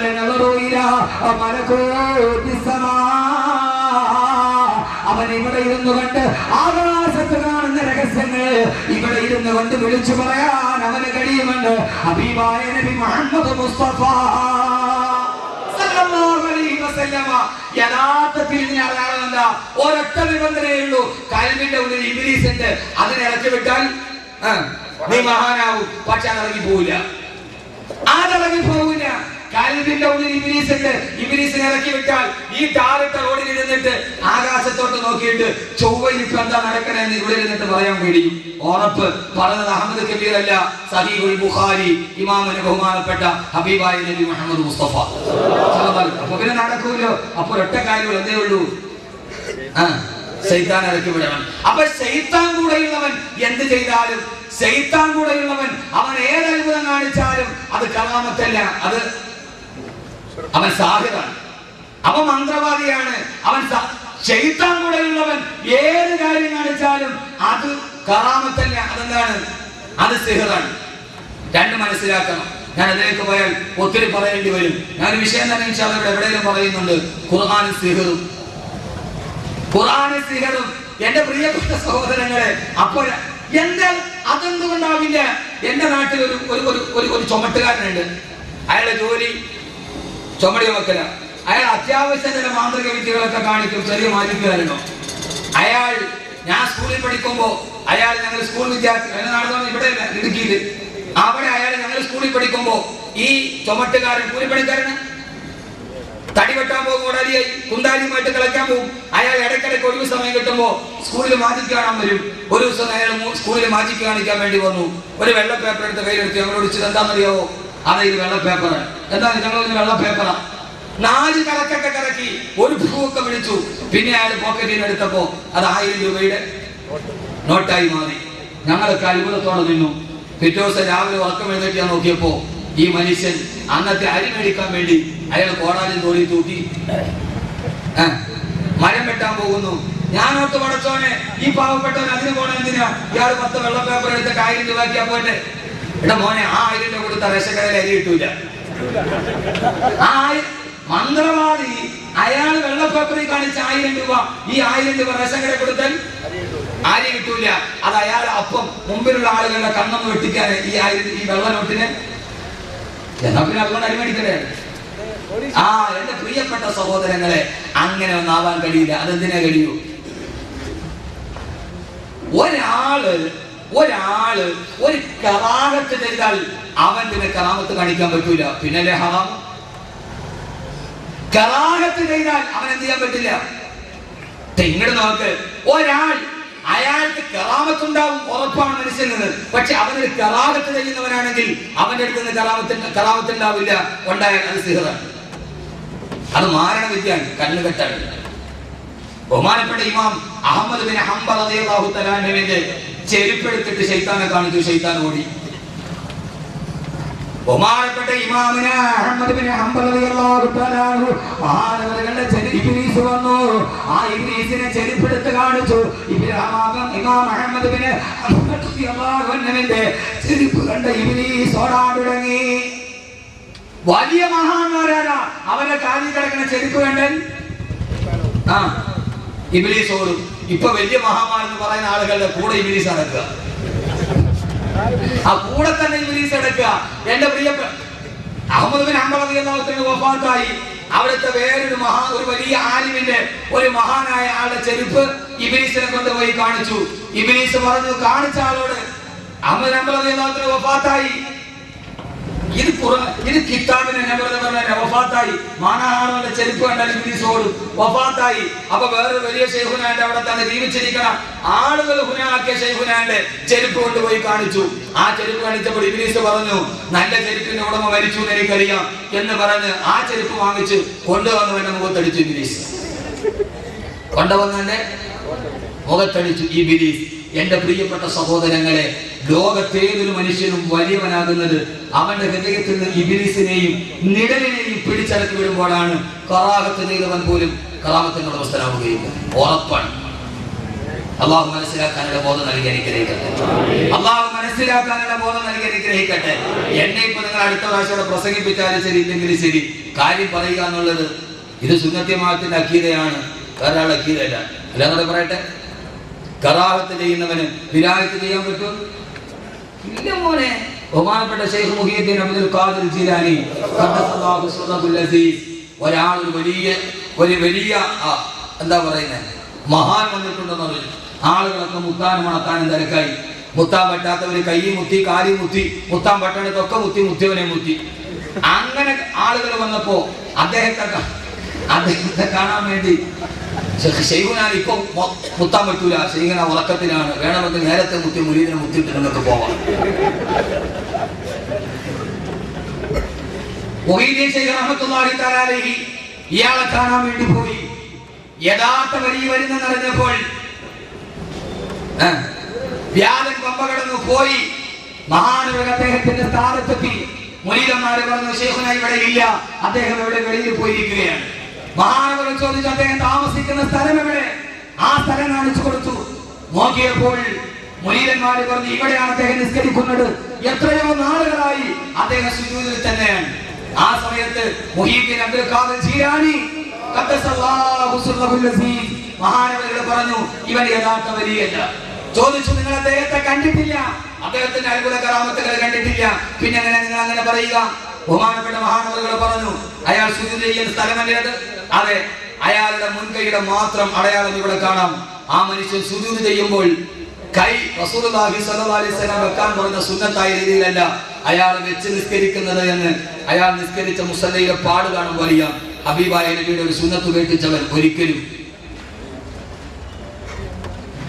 നിങ്ങൾ എന്താ എന്നെ കുറിച്ച് നോക്കണേ? നിങ്ങൾ എന്നെ കണ്ണിൽ കാണിച്ച് പേടിപ്പിച്ചിട്ട് കാര്യമില്ല. ഹബീബായ നബിയുടെ സുന്നത്ത് ഉപേക്ഷിച്ചവൻ ഖിയാമത്തിന്റെ ഉടമസ്ഥനാവുകയില്ല. കാരണം എന്താ? അയാൾ നിഴലിനെ പ്രണയിക്കുന്നവനാണ്. എപ്പോഴും കറാഹത്തുകളും ഹറാമുകളും ചെയ്യുക. മഹാന്മാരോ ഇന്നലില്ലാഹി ഇബാദൻ ഫുതനാ തല്ലഖു ദുനിയാ വഖാഫുൽ ഫീതനാ. അവർ ഈ ദുനിയാവിനെ പരാഗതല്യവരാണ്. അവർ ഈ നിഴലിനെ പ്രണയിച്ചവരല്ല. അതുകൊണ്ടാണ് വെഞ്ചാമരം വീശുന്ന തോടിമാരുടെ നടുവിലുണ്ട്. എന്റെ പ്രിയപ്പെട്ട ചെറുപ്പക്കാർ, നെല്ലും പതിനും തിരിച്ചറിയാൻ കഴിയണം. വെഞ്ചാമരം വീശുന്ന തോടിമാരുടെ നടുവിൽ നിന്ന് സ്വന്തം പല്ലക്കൽ കിടന്നിറങ്ങിയ സൈന്യവും വിട്ടിട്ട് ആളുകളെ എതിരൊരുക്കുമ്പോ അതിയെന്ന് വിളിക്കാൻ ആയിരക്കണക്കിന് ആളുകൾ തന്റെ മുമ്പിൽ വന്ന് നിൽക്കുമ്പോ ആ സമയത്ത് കൊട്ടാരത്തിന്റെ നടുവിൽ നിന്നൊരു രാത്രിയിൽ തന്റെ സ്ഥാന വസ്ത്രങ്ങൾ വലിച്ചെറിഞ്ഞിട്ട് സ്വർണ്ണ നൂലുകൾ കൊണ്ട് നെയ്തുണ്ടാക്കപ്പെട്ട കുപ്പായം തന്റെ ശരീരത്തിൽ നിന്ന് വലിച്ചെറിഞ്ഞ് മരത്തിന്റെ തോലും ധരിച്ചുകൊണ്ട് വെളിച്ചോട്ടങ്ങി കാട്ടിലേക്ക് പോയി.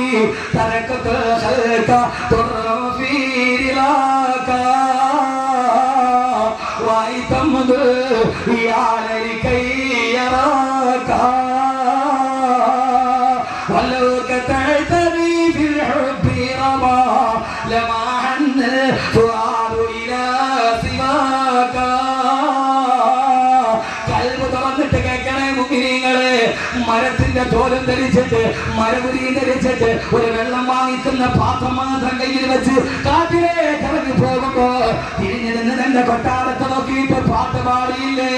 എനിക്ക് വേണ്ട ഈ കൊട്ടാരം, എനിക്ക് വെഞ്ചാമരം വേശുന്ന തോടി വേണ്ട, എനിക്ക് രാജ്യം വേണ്ട, എനിക്ക് കസറിന്റെ തട്ടം വേണ്ട, എനിക്ക് ഈ ദുനിയാവിന്റെ വെഞ്ചാമരം വേണ്ട. അല്ലാഹുവേ അല്ലാഹുവേ എനിക്ക് നീ മതി റബ്ബേ എന്ന് പറഞ്ഞ് സിംഹാസനത്തിന്റെ ചെങ്കോല് വലിച്ചെറിഞ്ഞിട്ട് ആയിരക്കണക്കിന് പ്രജകളെ വന്ന് കാലു പിടിച്ച് രാജാവേ പോകരുതേ. തന്റെ പ്രിയപ്പെട്ട മകനെയും ഒക്കത്ത് വെച്ചുകൊണ്ട് ഭാര്യ വന്നിട്ട് പറഞ്ഞു, പ്രിയപ്പെട്ട ഭർത്താവ്, ഈ മകന്റെ മുഖം കണ്ടിട്ട് എങ്ങനെയാണ് നിങ്ങൾക്ക് ഉപേക്ഷിക്കാൻ കഴിയുക? പ്രിയപ്പെട്ട പൊന്നുമോന്റെ ചിരി കണ്ടിട്ട് തന്റെ കണ്ണുകൾ പടച്ചറപ്പിനെ കടച്ചു പിടിച്ച് രാജ്യം വിട്ടിട്ടോടിയ മനുഷ്യനാണ്. അതിരാസമയത്ത് വല്ലാതെ മഴ തീർത്തു പെയ്യുമ്പോ തലചായ്ക്കാൻ ഒരിടമില്ലാതെ പേമാരി പെയ്യുന്ന മഴയത്ത് ശരീരം മുഴുവനെ തണുത്ത് പറക്കുമ്പോ തൊട്ടടുത്ത് കണ്ട പള്ളിയുടെ വരാന്തരയിൽ കയറി തണുത്ത് പറച്ച് കിടന്നുറങ്ങുമ്പോ പള്ളിയുടെ മുക്കിൽ വന്നിട്ട് പറഞ്ഞില്ല, ആളുകൾക്ക് കിടക്കാൻ ഈ പള്ളിയിൽ വാളമില്ലെന്ന് പറഞ്ഞ് തിമിർത്ത് പെയ്യുന്ന പേമാരിയെ കയ്യിൽ പിടിച്ചു പള്ളിയുടെ മുക്കിൽ ഇറക്കി വിടുമ്പോ ആ സമയത്ത് കബർസ്ഥാനിലേക്ക് കടന്നിരുന്ന് കബറിന്റെ തലഭാഗത്ത് വെച്ച മീസാങ്കല്ലെടുത്ത് തന്റെ തലയിൽ വെച്ചിട്ട് ആ പാതിരാ സമയത്ത് എന്റെ പ്രിയപ്പെട്ട പെങ്ങളെ പാതിരാ സമയത്ത് കൊട്ടാരത്തിൽ കിടക്കേണ്ട രാജാവ് കബർസ്ഥാനിലെ കബറിന്റെ തലഭാഗത്ത് നിൽക്കുന്ന മീസാങ്കല്ല് തന്റെ തലയിൽ വെച്ചിട്ട് കബർസ്ഥാനിൽ കിടന്നുറങ്ങി. സുൽത്താനുൽ ആരിഫീൻ, ലോകത്തിലെ കറാമത്തുകളുടെ ഉടമസ്ഥരുടെ നേതാവ് ബഹുമാനപ്പെട്ട സയ്യിദുനാ ഇബ്രാഹിം ഇബ്നു അദ്ഹം റളിയല്ലാഹു അൻഹു എവിടെ കിടന്നുറങ്ങി? കൊട്ടാരത്തിന്റെ കോടികളുടെ കടവിട്ടിട്ട് ഖബർസ്ഥാനിലെ മീസാൻ കല്ലിൽ കിടന്നുറങ്ങി സയ്യിദുനാ ഇബ്രാഹിം ഇബ്നു അദ്ഹം റളിയല്ലാഹു തആല അൻഹു. എന്താ കാര്യം? കോടികളുടെ കൊട്ടാരം വിട്ടിട്ട് ഖബർസ്ഥാനിലെ മീസാൻ കല്ലിൽ തലയിൽ വെച്ചിട്ട് കിടന്നുറങ്ങി. ആര്? എന്റെ സാധ്യതയില്ലേ?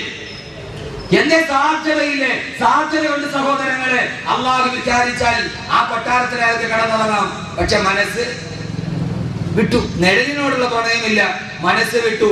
കൊട്ടാരത്തിലെ പരിചാരിക രാജാവിന്റെ റൂം അടിച്ചു തൂത്തോണ്ടിരിക്കുക. ഒരു നിമിത്തം വേണം മനുഷ്യന്മാരെ അടിച്ചു തൂത്തോണ്ടിരിക്കുക.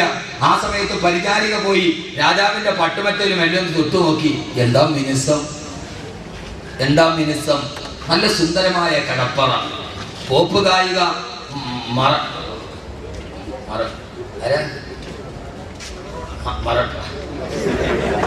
ഫുട്ബോൾ കളിക്കാരാ മറഡോണ പോപ്പ് ഗായിക. നീ എന്താ കൊള്ള ചീത്തപ്പേര് കളഞ്ഞല്ല.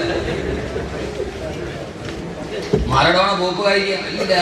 പോപ്പ് ഗായിക മഡോണ പാംഫിമൈറ ദ്വീപിലെ ദുബൈയിലെ JBR ജുമൈറ ബീച്ച് റിസോർട്ട്, JBRലെ പാം ബീച്ചിലെ കടലിന്റെ ഉള്ളിലെ ബെഡ്റൂം പണിതിട്ടാണ് പോപ്പ് കായിക മഡോണ കിടന്നുറങ്ങുന്നത്. മഡോണയുടെ ബെഡ്റൂമിന്റെ ഭിത്തിയിൽ ഗ്ലാസ് ആണ് വെച്ചിരിക്കുക.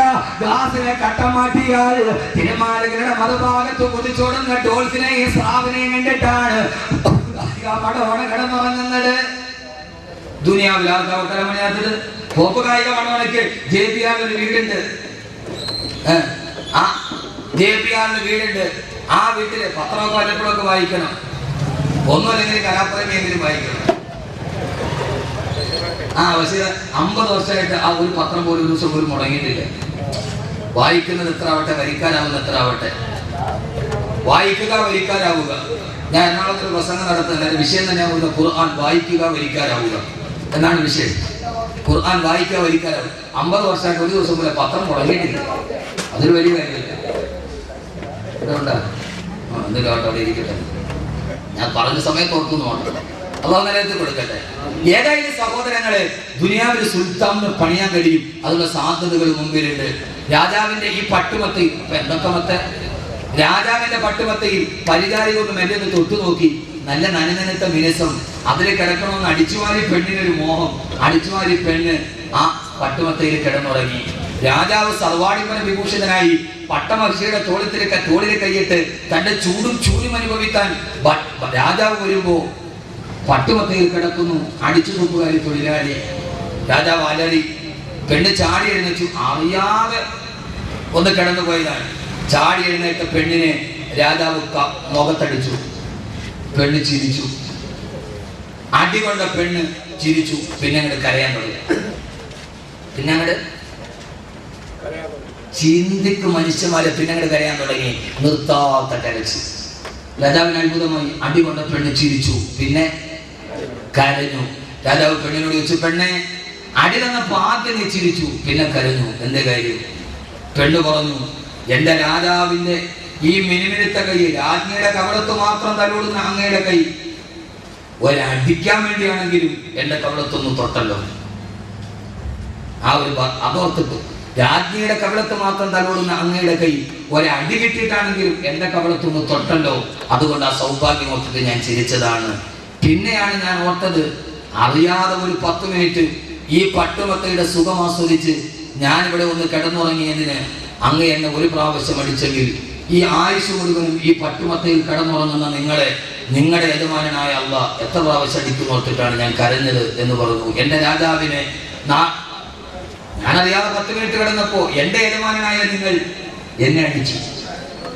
പക്ഷേ കാരാകാരം കിടക്കുന്ന നിങ്ങളുടെ യജമാനായ തമ്പുരാൻ നാളെ എത്ര പ്രാവശ്യം അടിക്കുമെന്ന് ഓർത്തിട്ടാണ് എന്റെ രാജാവിന് ആഖിറത്തിൽ കിട്ടുന്ന അടി ഓർത്തിട്ടാണ് ഞാൻ കരഞ്ഞതെന്ന് പരിചാരക പറഞ്ഞു. ആ സമയത്താണ് ഈ രാജാവാണ് ഇബ്രാഹിമിന് അധികം. ആ സമയത്താണ് രാജാവിന്റെ മനസ്സിൽ അല്ലാഹുവേ, ശരിയാണല്ലോ തമ്പുരാന്, ഈ നെടലിനെ പ്രണയിച്ച് ദുനിയാവിൽ കിടക്കുന്ന ഞാൻ നാളെ ആഖിറത്തിൽ എത്ര പറയേണ്ടി വരും. രാജാവ് വിട്ടു. രാജാവ് വിട്ടു. എന്റെ പ്രിയപ്പെട്ട സഹോദരങ്ങളെ, അങ്ങനെയാണ് രാജാവ് പിന്നെ കൊട്ടാരം വിട്ടിട്ട് നെടലിനെ വിട്ടിട്ട് ആഖിറത്തെ സ്നേഹിച്ചത്. അപ്പൊ പിന്നെ ആഖിറത്തെ സ്നേഹിച്ചപ്പോ തലയിൽ തലയണയല്ല മീസാൻകല്ലായി മാറി. മീസാൻകല്ലായി. രാജാവ് തെറ്റിനോട് വിട പറഞ്ഞു. ഇപ്പൊ നമ്മളെ സംബന്ധിച്ചോളം അങ്ങനെയല്ല. നമ്മളെ സംബന്ധിച്ചോളം അങ്ങനെയല്ല. എന്റെ പ്രിയപ്പെട്ട സഹോദരങ്ങളെ, നമ്മൾ എങ്ങനെയായി മാറി? നമുക്ക് തെറ്റ് ചെയ്തു എന്ന് ബോധവുമില്ല. ഇനി അഥവാ തെറ്റ് ചെയ്തു എന്ന് ഒരാൾ പറഞ്ഞാൽ തന്നെ അത് തെറ്റാണെന്ന് നമുക്കൊന്ന് തോന്നുന്നുമില്ല. ഏറ്റവും ഒരു അപകടം ഇത്. അടിവരയിട്ട് കേൾക്കണം, പ്രത്യേകിച്ച് എന്റെ പ്രിയപ്പെട്ട ചെറുപ്പക്കാർ. തെറ്റ് ചെയ്തു, ആ തെറ്റ് ചെയ്തു എന്നുള്ളത് ബോധമില്ല. ഇനി ആരെങ്കിലും ബോധ്യപ്പെടുത്തി തന്നാലോ അതിൽ തെറ്റാണെന്ന് അങ്ങനെ പറയാറുമില്ല. ഇപ്പൊ ഏറ്റവും ഒരു അവസ്ഥ എന്താണെന്നറിയോ? ദുനിയാവില് ഏറ്റവും പ്രധാനപ്പെട്ട ഒരു അവസ്ഥ എന്താണെന്നറിയോ? ചെയ്യുന്നത് തെറ്റാണ് എന്നൊരു ബോധം ഇല്ലാതെ.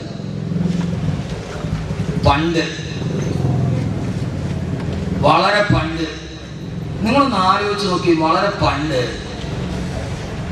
മൊബൈലൊന്നും ഇല്ല.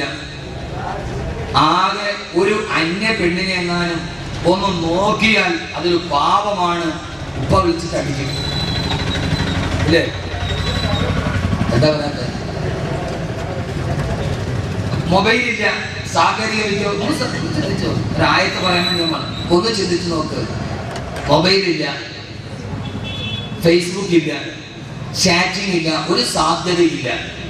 ആകെ ഒരു പെണ്ണിനോടുള്ള ഇഷ്ടം പറയാനുള്ള ആകെ മാർഗം അവൾ സ്കൂൾ വിട്ട് വരുന്ന വഴിയിൽ തലേ ദിവസം രാത്രി ആരും അറിയാതെ, ഉപ്പയും വാപ്പയും ഉമ്മയും അറിയാതെ ഹൃദയത്തിന്റെ ചിതറിത്തെറിച്ച വികാരങ്ങൾ ഈ എഴുതിയത് മാതിരി പേടിച്ച് വിറച്ച് വീട്ടിൽ നൽകാൻ പറ്റുന്ന വാപ്പ അറിയും. ആടിന് വളർത്തുന്ന ആട്ടുംകുട്ടി പോയിരുന്ന് ആട്ടുംകുട്ടിലിരുന്നിട്ട് ആരും അറിയാതെ വെള്ളപ്പേപ്പർ എഴുതിയ പ്രണയലേഖനം രാവിലെ വരുന്ന കുട്ടിയെ കാത്തു നിന്ന് തെങ്ങിന്റെ മറവിൽ നിന്നോ അവൾ വരുന്ന സമയത്ത് പയ്യേറിയും അപ്പുറത്തെ മരത്തിന്റെ ചവിട്ടിൽ പോയി നമ്മൾ എടുക്കുന്നുണ്ടോ നോക്കും. ഇതാണ് പണ്ടത്തെ ഒരവസ്ഥ അല്ലേ? എല്ലാം മുത്തഖീങ്ങൾ അവർക്ക് അങ്ങനെ വിഷയമാണ്. യഥാർത്ഥത്തിൽ ഇങ്ങോട്ട് നോക്ക്, ഞാൻ തമാശ പറയാം, ഇങ്ങോട്ട് നോക്ക്. അറിഞ്ഞാൽ അന്ന് വാപ്പ തെങ്ങിൽ കെട്ടിയിട്ടിട്ട് മകനെ അടിച്ചിരിക്കും, ഉറപ്പാ ഇല്ലേ? ഇല്ലേ? അങ്ങനെ അടി കൊണ്ട് എത്ര ആളുകളുണ്ട് ഇവിടെ കൈവക്കി? അവരിട്ടിട്ടുണ്ട്. സാലിമസിനെ നല്ല അടി കൊടുത്തിട്ടുണ്ട്.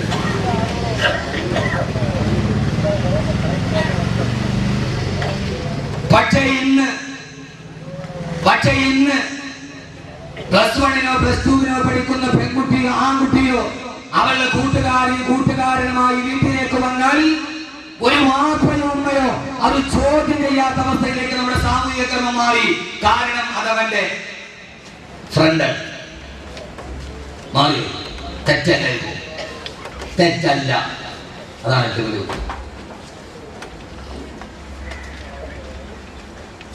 അതുകൊണ്ടാണ് എന്റെ പ്രിയപ്പെട്ട സഹോദരങ്ങളെ ഞാൻ പറയുന്നത്, ഇത് തെറ്റല്ല നമ്മൾ ഗണിച്ചു. 2, ഈ തെറ്റിനെ എന്ത് ചെയ്യും? ആളുകളെ മുമ്പിൽ വീരവാദം പറയും. ഞാൻ ഇത്രയും തമ്മാടിത്തരം ചെയ്തിട്ടുണ്ട്, ഈ നാട്ടിലെ ഏറ്റവും വലിയ ആള് ഞാൻ തന്നെയാണ്. എന്റെ കൊല്ലം ചെറുപ്പക്കാരെ നോക്ക്, വൈകുന്നേരമാകുമ്പോൾ വെയിറ്റിംഗ് ഷെഡിലോ കടപ്പുറത്തോ അല്ലെങ്കിൽ 10 ഏക്കർ ഫുട്ബോൾ ഗ്രൗണ്ടിലോ ഒന്നോ അല്ലെങ്കിൽ നിങ്ങളുടെ മുബാറക്കായ സ്ഥലം ശംഖുമുഖം ബീച്ചിലോ പാതിരാ സമയത്ത് 10 ചെറുപ്പക്കാർ വന്നാൽ ആ ചെറുപ്പക്കാർ പറയുന്ന കാര്യമല്ല, ഫേസ്ബുക്കിൽ എനിക്ക് എത്ര ലൈക്ക് ഉണ്ട്, എത്ര ആളുകൾ ഫ്രണ്ട്സ് ഉണ്ട്, ഞാൻ എത്ര പേരുമായി ചാറ്റ് ചെയ്യുന്നുണ്ട്, ഏതൊക്കെ പെൺകുട്ടികളുടെ മൊബൈൽ നമ്പറുകൾ എനിക്കറിയാം, ആരൊക്കെയായിട്ട് ഞാൻ വിളിക്കുന്നുണ്ട്, ആരൊക്കെയായിട്ട് ഞാൻ സംഗമിക്കുന്നുണ്ട് എന്ന് കൂട്ടുകാരുമൊക്കെ പാതിരാ സമയത്ത് ഒന്നിച്ച് വട്ടമിരന്ന് പരസ്പരം പറയുകയും ഏറ്റവും ഒരു പെണ്ണുമായി ബന്ധമുള്ളവൻ അവന് ശക്തവൻ കേവനാവുകയും അവനെ പൊട്ടിക്കാൻ നാളെ ഒരേറെ എവിടെ കിട്ടുമെന്ന് തേടി നടക്കുന്ന, തെറ്റ് ചെയ്താൽ ആ തെറ്റിനെ വിളിച്ചു പറഞ്ഞ് ഏറ്റവും തെറ്റ് ചെയ്യുന്നവൻ വലിയവനായി മാറുന്ന ഒരു ക്രമത്തിൽ നമ്മൾ ജീവിക്കുമ്പോൾ എന്റെ പ്രിയപ്പെട്ട ചെറുപ്പക്കാരെ നിങ്ങൾ ഓർക്കുക, നൂറ്റാണ്ടുകൾക്ക് മുമ്പ് ഒരു ഖുർആന്റെ ആയത്തിറങ്ങിയ സ്ഥലത്തേക്ക് നിങ്ങളെ ഞാൻ വിളിക്കുകയാണ്. യഥാർത്ഥത്തിൽ ഇന്നലെ അതല്ലേ അവസ്ഥ? ആണോ അല്ലേ? ഇപ്പൊ മൊയ്ലിയാർ എങ്ങനെയായിരുന്നു?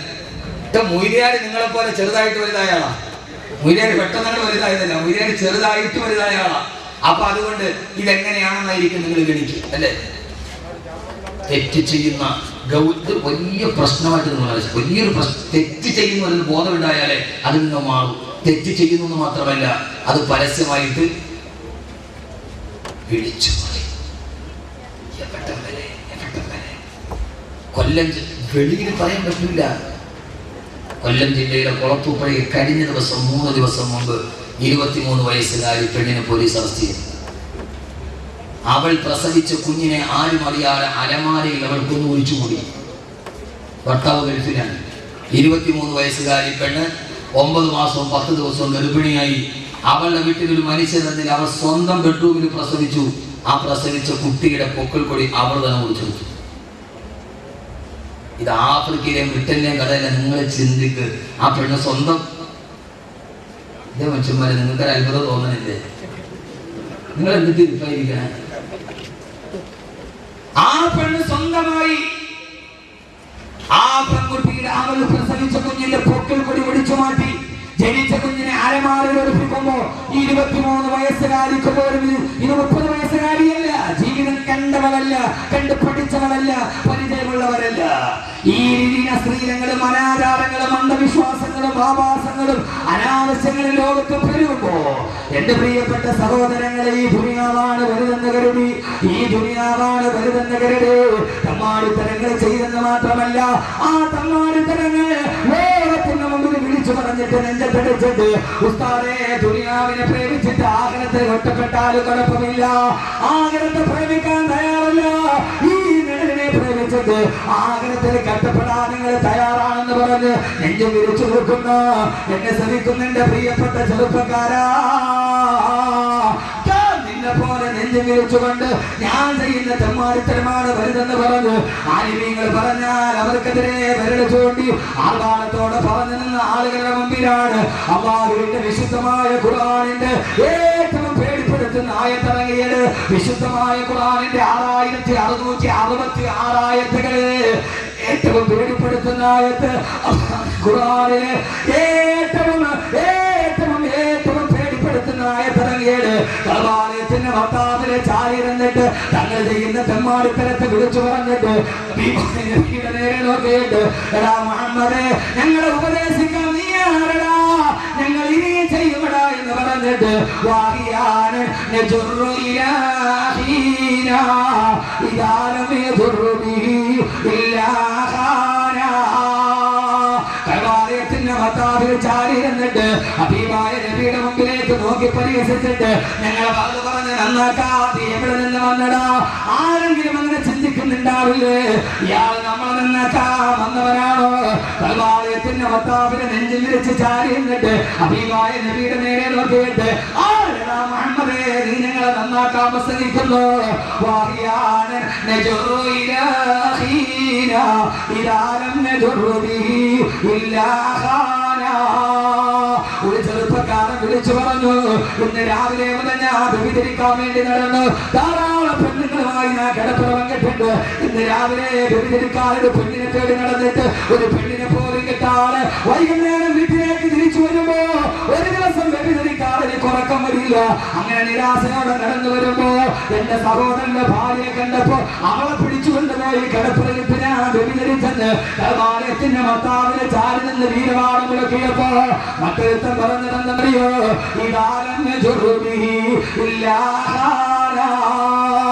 വഴിയരിയിലൂടെ നടന്നു പോകുന്നവനെ പിടിച്ചു നിർത്തിയിട്ട് കരുത്തറത്തിട്ട് മടിശീലം ഒട്ടിക്കുന്നവനാണ് ഞാൻ. ഇന്ന് രാവിലെ മുതൽ വൈകുന്നേരം വരെ ചന്തയുടെ പുറഭാഗത്തുള്ള പാറക്കെട്ടിൽ ഊരി പിടിച്ച വീരമായി ആളുമായിട്ട് ഞാൻ കാത്തുനിന്ന് ഒരാളെ പോലും വൈകുന്നേരം വരെ കിട്ടിയില്ല. അവസാന നിരാശയോട് ഇന്നൊരുത്തന്റെ കരുത്തറത്തിട്ട് മടിശീലം ഒട്ടിക്കാൻ കഴിയില്ലല്ലോ നോക്ക് നിരാശയോടെ ഇരുന്നപ്പോഴാണ് എന്റെ വാപ്പ അതിലെ കടന്നു വന്നത്. എന്റെ വാപ്പയെ പിടിച്ചു നിർത്തിയിട്ട് എന്റെ വാപ്പയുടെ കരുത്തരത്തിട്ട് എന്റെ വാപ്പയുടെ മടിശീലയിലെ പറഞ്ഞ ഓട്ടിച്ചു കൊണ്ടുപോയി എന്ന് പരസ്പരം വീരമാണം പറഞ്ഞ ചെറുപ്പക്കാരെ അമ്മാന്റെ റസൂലിനെ പരിഹസിച്ചപ്പോ ഞങ്ങൾ ബലമുള്ളവരാണ്, ഞങ്ങൾ ആരോഗ്യമുള്ളവരാണ്, ഞങ്ങൾ പണമുള്ളവരാണ്, നീ ഞങ്ങളെ വാഴ പറഞ്ഞ് നന്നാക്കേണ്ടതാണ് പറഞ്ഞപ്പോ ഓ സമയത്താണ് ചെറുപ്പക്കാരി വിശുദ്ധ ഖുർആനിന്റെ ഏറ്റവും പേടിപ്പെടുത്തുന്ന ആയത്തിറങ്ങിയത്. ആ ഹബീബായ നബിയുടെ മനസ്സ് കണ്ടപ്പോ ആകാശത്തിൽ നിന്ന് നബി വന്നില്ലേ, നബിയെ അൽഹാകുമുത് തകാസുർ അൽഹാകുമുത് തകാസുർ ഹത്താ സുർതുൽ മഖാബിർ കല്ലാ സൗഫ തഅലമൂൻ തുമ്മ കല്ലാ സൗഫ തഅലമൂൻ. ഓ നബി അവരോട് പറ, കഅബാലയത്തിന്റെ ഭർത്താവിനെ നെഞ്ചിൽ വിരിച്ചിട്ട് ആരോടാ ഞാൻ ഈ പറയുക? ഭീമാപള്ളി എന്ന അല്ലാഹു അനുഗ്രഹിച്ച ഒരു തീരപ്രദേശത്ത് ജനിച്ചിട്ട് കല്ലിന്റെയും കഞ്ചാവിന്റെയും ചരസിന്റെയും അശ്ലീലത്തിന്റെയും അടിമകളായി ആര് പറഞ്ഞാലും ഞങ്ങൾ നന്നാവില്ല. അറിയാനൻ നജുറു ഇലാഹീനാ ഇദാ ലം നജുറു ബിഹി ഇല്ലാ ഖാനാ. ആരോട് കൂടെ പറപ്പിനോട് ഞങ്ങൾ ഇത് ചെയ്യുമെന്ന് എന്റെ ചെറുപ്പക്കാരാ വീരവാദം മുടക്കുന്നെങ്കിൽ അള്ള ചോദിക്കുകയാണ്, എടാ തെമ്മാടി, എടാ തെമ്മാടി, അൽഹാകുമുത് തകാസുർ ഏത് വരെയാണ് നിന്റെ നെഞ്ചിങ്ങനെ തിരിച്ചു നിൽക്കുക? ഹത്താ സുർതുൽ മഖാബിർ ഈ പള്ളിക്കാ പള്ളിക്കാട്ടിൽ കൊണ്ടുപോയി നിന്റെ മുഖത്തും മണ്ണ് വാരിയിടുന്നത് വരെയല്ലേ? അതുവരെ അല്ലാതെ നീ അഹങ്കാരം പറയോ? ഏതുവരെയാ? പള്ളിക്കാട്ടിൽ കൊണ്ടുപോയി നിന്നെ മനസ്സിൽ കിടത്തിയിട്ട് നിന്റെ സുന്ദരമായ മുഖത്തേക്ക് മണ്ണ് വാരിയിടുമ്പോ ചെന്ന് കിടക്കണ നമ്മുടെ മേലെ വരുന്നത് കല്ലാണ്. ഇലയമ്മേ തണ്ണീരടും ചേർത്ത് മണ്ണടിനാല് മറമാട് കാബർ ബഹുജോറിലേ, മറമാടും കാബർ ബഹുജോറിലേ. നിന്റെ സുന്ദരമായ മുഖം പള്ളിക്കാട്ടിലെ കബർസ്ഥാനിൽ മറന്നു കിടക്കുമ്പോ ഈ കാണുന്ന പാട്ടിൽ കാണുന്ന ഈ മനുഷ്യന്റെ സുന്ദരമായ മുഖത്തേക്ക് അവൻ മറന്നു കിടന്നാൽ അവന്റെ മുഖത്തേക്ക് വിടുന്നത് പുഷ്പങ്ങളല്ല. ഇവൻ മറന്നു കിടന്നാൽ അവന്റെ മുഖത്ത് വിടുന്നത് റീത്തുകളല്ല, കല്ലും മണ്ണുമാണ് നിന്റെ വായിലേക്ക് അവൻ അടിക്കുന്നത്. ചാത്തമ്മാടി ഏതുവരെയാ നീ ഇത് പറയുക?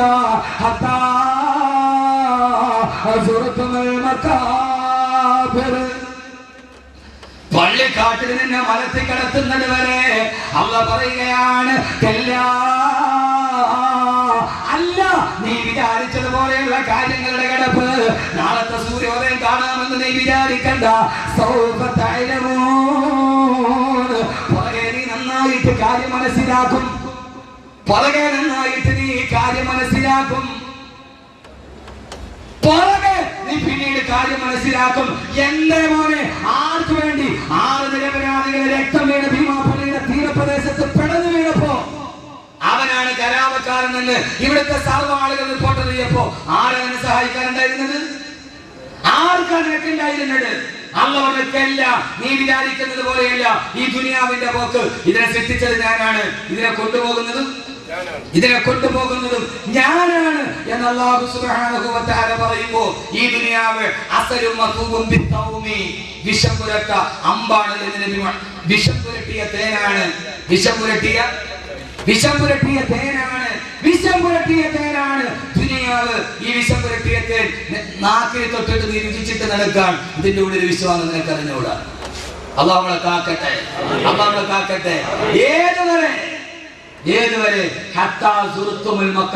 പള്ളിക്കാട്ടി മലത്തിൽ കടന്ന പിന്നെ ബിൽഗേറ്റ്സും ഞാനും ഒരേപോലെ. ബിൽഗേറ്റ്സ് നിങ്ങളും ഒരേപോലെയാ. കാരണം അവന്റെ മുഖത്തേക്ക് വീഴുന്നത് മണ്ണാണ്. അല്ലാഹു നമ്മളെ കാക്കട്ടെ.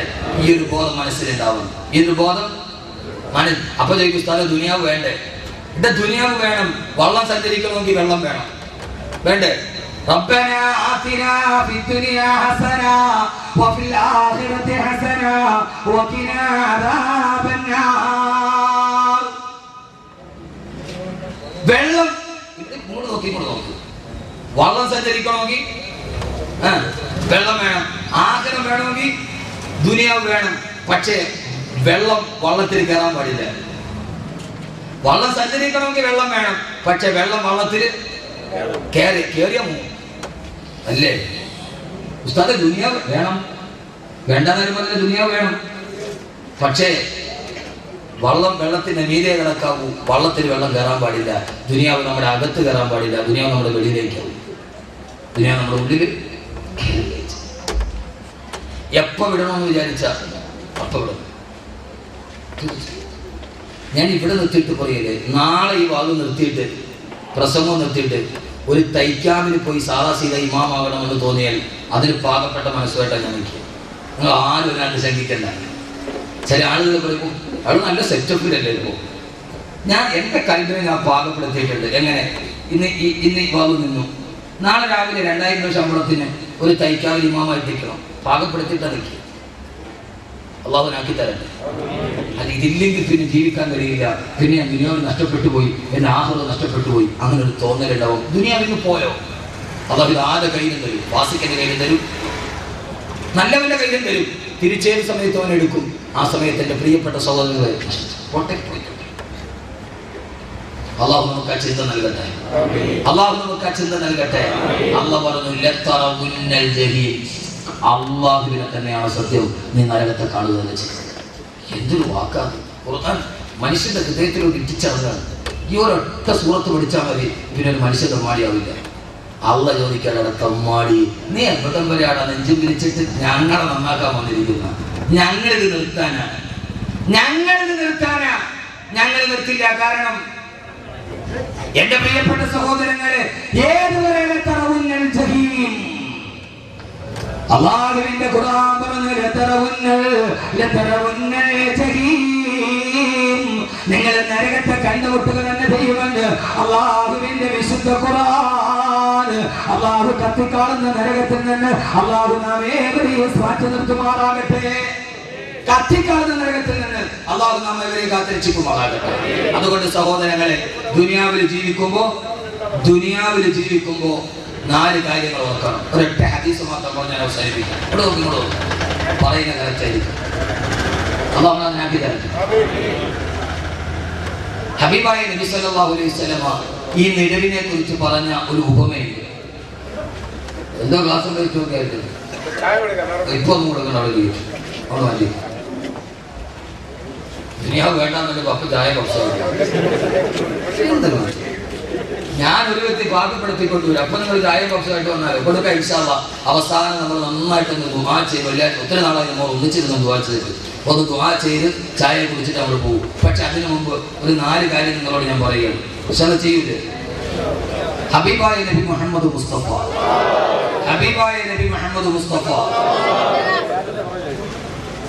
സല്ലല്ലാഹു അലൈഹി വസല്ലമ, എന്റെ പൊന്നു സഹോദരിമാരെ, ഈ പോക്കങ്ങൾ അവസാനിപ്പിക്കണം. ഞാൻ നന്നാവാനാണ്. ഞാൻ ഈ മിനി സ്കേർട്ടും ഇട്ട് അരയ്ക്ക് റിപ്പോർട്ടില്ലാത്ത വസ്ത്രം ധരിച്ച് ഞാൻ ഇങ്ങനെ എങ്ങ് അടക്കും. കക്ഷത്തിൽ ഒരു ബാഗ് തൂക്കി. മയ്യത്ത് കാണാൻ പോണ പെണ്ണിന്റെ കക്ഷത്തിൽ ഒരു ബാഗ് ഉണ്ടാവും. എന്തിനാണ് അല്ലാഹു? മരിപ്പ് വീട്ടിൽ മയ്യത്ത് കാണാൻ പോവാ പെണ്ണ്, ആ പെണ്ണിന്റെ കക്ഷത്തിൽ ഒരു ബാഗ് തൂക്കിയിട്ടുണ്ടാവും. ആ ബാഗിന്റെ അകത്തോട്ട് ഒന്നും ഉണ്ടാവൂല. താനും ഇതെന്തിനാ തൂക്കിയിരിക്കണമെന്ന് അല്ലാഹു അല്ല. മയ്യത്ത് കാണാൻ പോവാ, അപ്പഴും കക്ഷത്തുന്ന ഒരു ബാഗ്. ഇതെന്തിനാ? ഒരു ഭ്രമമാണിത്. ഞാൻ പറഞ്ഞിട്ടില്ലേ, ഇതൊരു കക്ഷത്ത് ബാഗില്ലെങ്കിൽ ഞാൻ അടാവില്ല. 4 പേര് നോക്കി കൊള്ളാവുന്നുള്ള കക്ഷത്തിലൊരു വാനിറ്റി ബാഗില്ലെങ്കിൽ മയ്യത്ത് വീട്ടിൽ വന്നിരിക്കുന്ന ആളുകൾ എന്ത് വിചാരിക്കും? ഒരു ബാഗ് ഒരു കക്ഷത്തിൽ. അപ്പൊ മയ്യത്ത് കാണാൻ പോണ പെണ്ണിന്റെ കക്ഷത്തിൽ ഒരു ബാഗുണ്ട്. ഇത് പടിഞ്ഞാറിന്റെ സംഭാവനയാണ്. കാരണം പടിഞ്ഞാറിന്റെ പെണ്ണിന്റെ കയ്യിൽ എപ്പോഴും ഒരു ചെറിയ ബാഗ് ഉണ്ടാവും. അതിനകത്ത് എന്താന്നുള്ള കാര്യം എന്നേക്കാൾ കൂടുതൽ നിങ്ങൾക്ക് അറിയാൻ പറ്റും. ഞാൻ പറയുന്നില്ല. അത് അവൾക്ക് വഴിയരികിൽ മുഴുവനും ആവശ്യം വരുന്ന സാധനമായിരിക്കും. അതുകൊണ്ട് അതിനാണ് പടിഞ്ഞാറ്റിലെ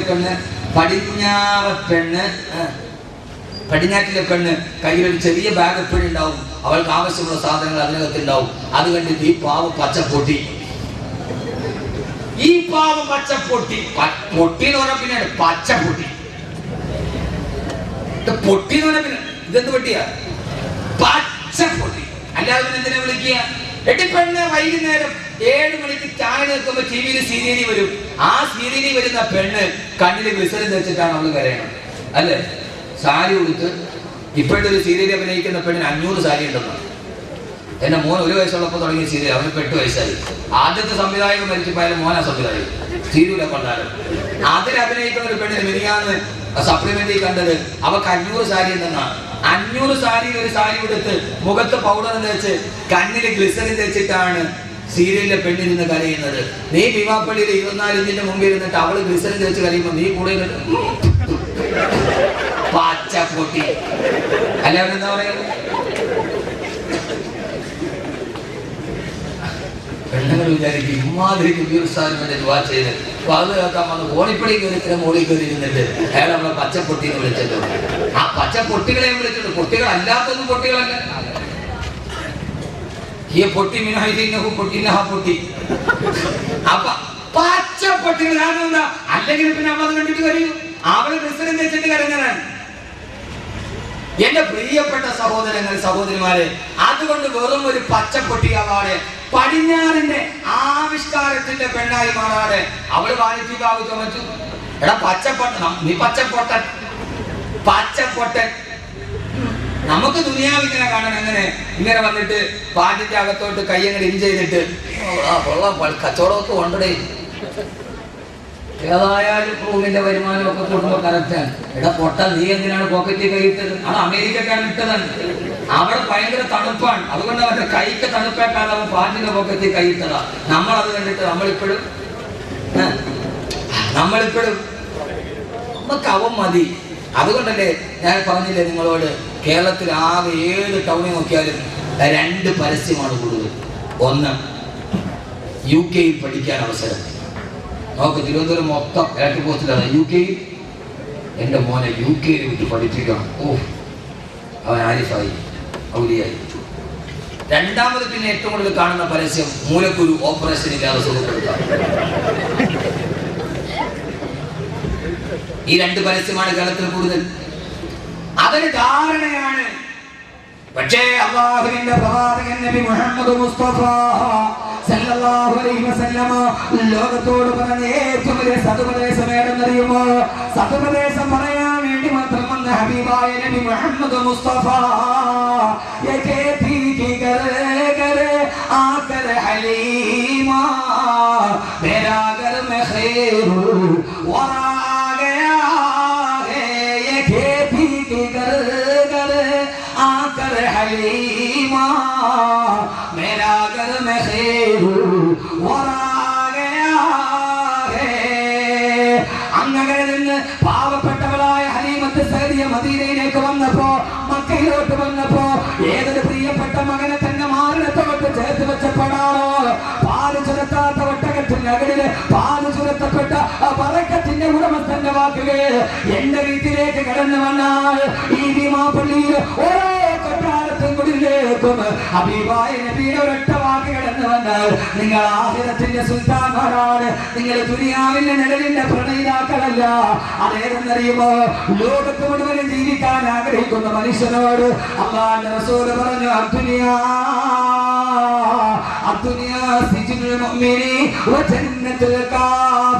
അടിവരയിട്ടിട്ട് അഹ്മദ് കബീറിന്റെ വാക്ക് കേൾക്കുമ്പോ അടിവരയിട്ടിവിടെ നിന്ന് മനസ്സിലാക്കിയിട്ട് പോകണം. ഈ ദുനിയാവ്, ഈ നിഴല്, ഈ ദുനിയാവ് സിജുനുൽ മുഅ്മിനി, ഒരു സത്യവിശ്വാസിയുടെ ജയിലാണെന്ന് നബി മുഹമ്മദ് മുസ്തഫ. ഒരൊറ്റ ഹദീസ് ഞാൻ പറയും നിഴലുമായിട്ട് ബന്ധപ്പെട്ട്. നിഴലിനെ രണ്ട് കാര്യത്തോട് ഉപമിച്ചിട്ട് നബിയങ്ങൾ. ഒന്നാമത്താണ് നമ്മൾ പറയുന്നത്, ഒന്നാമത്തത് ദുനിയാവാണ്. ഈ ഒരൊറ്റ ഹദീസ് മാത്രം പഠിച്ചാൽ മതി. ജീവിതത്തിൽ ഒരു 3/4 ഭാഗം മുത്തക്കിയാവാൻ പറ്റും. പൂർണ്ണമാവാൻ പറ്റും ഞാൻ പറയുന്നില്ല.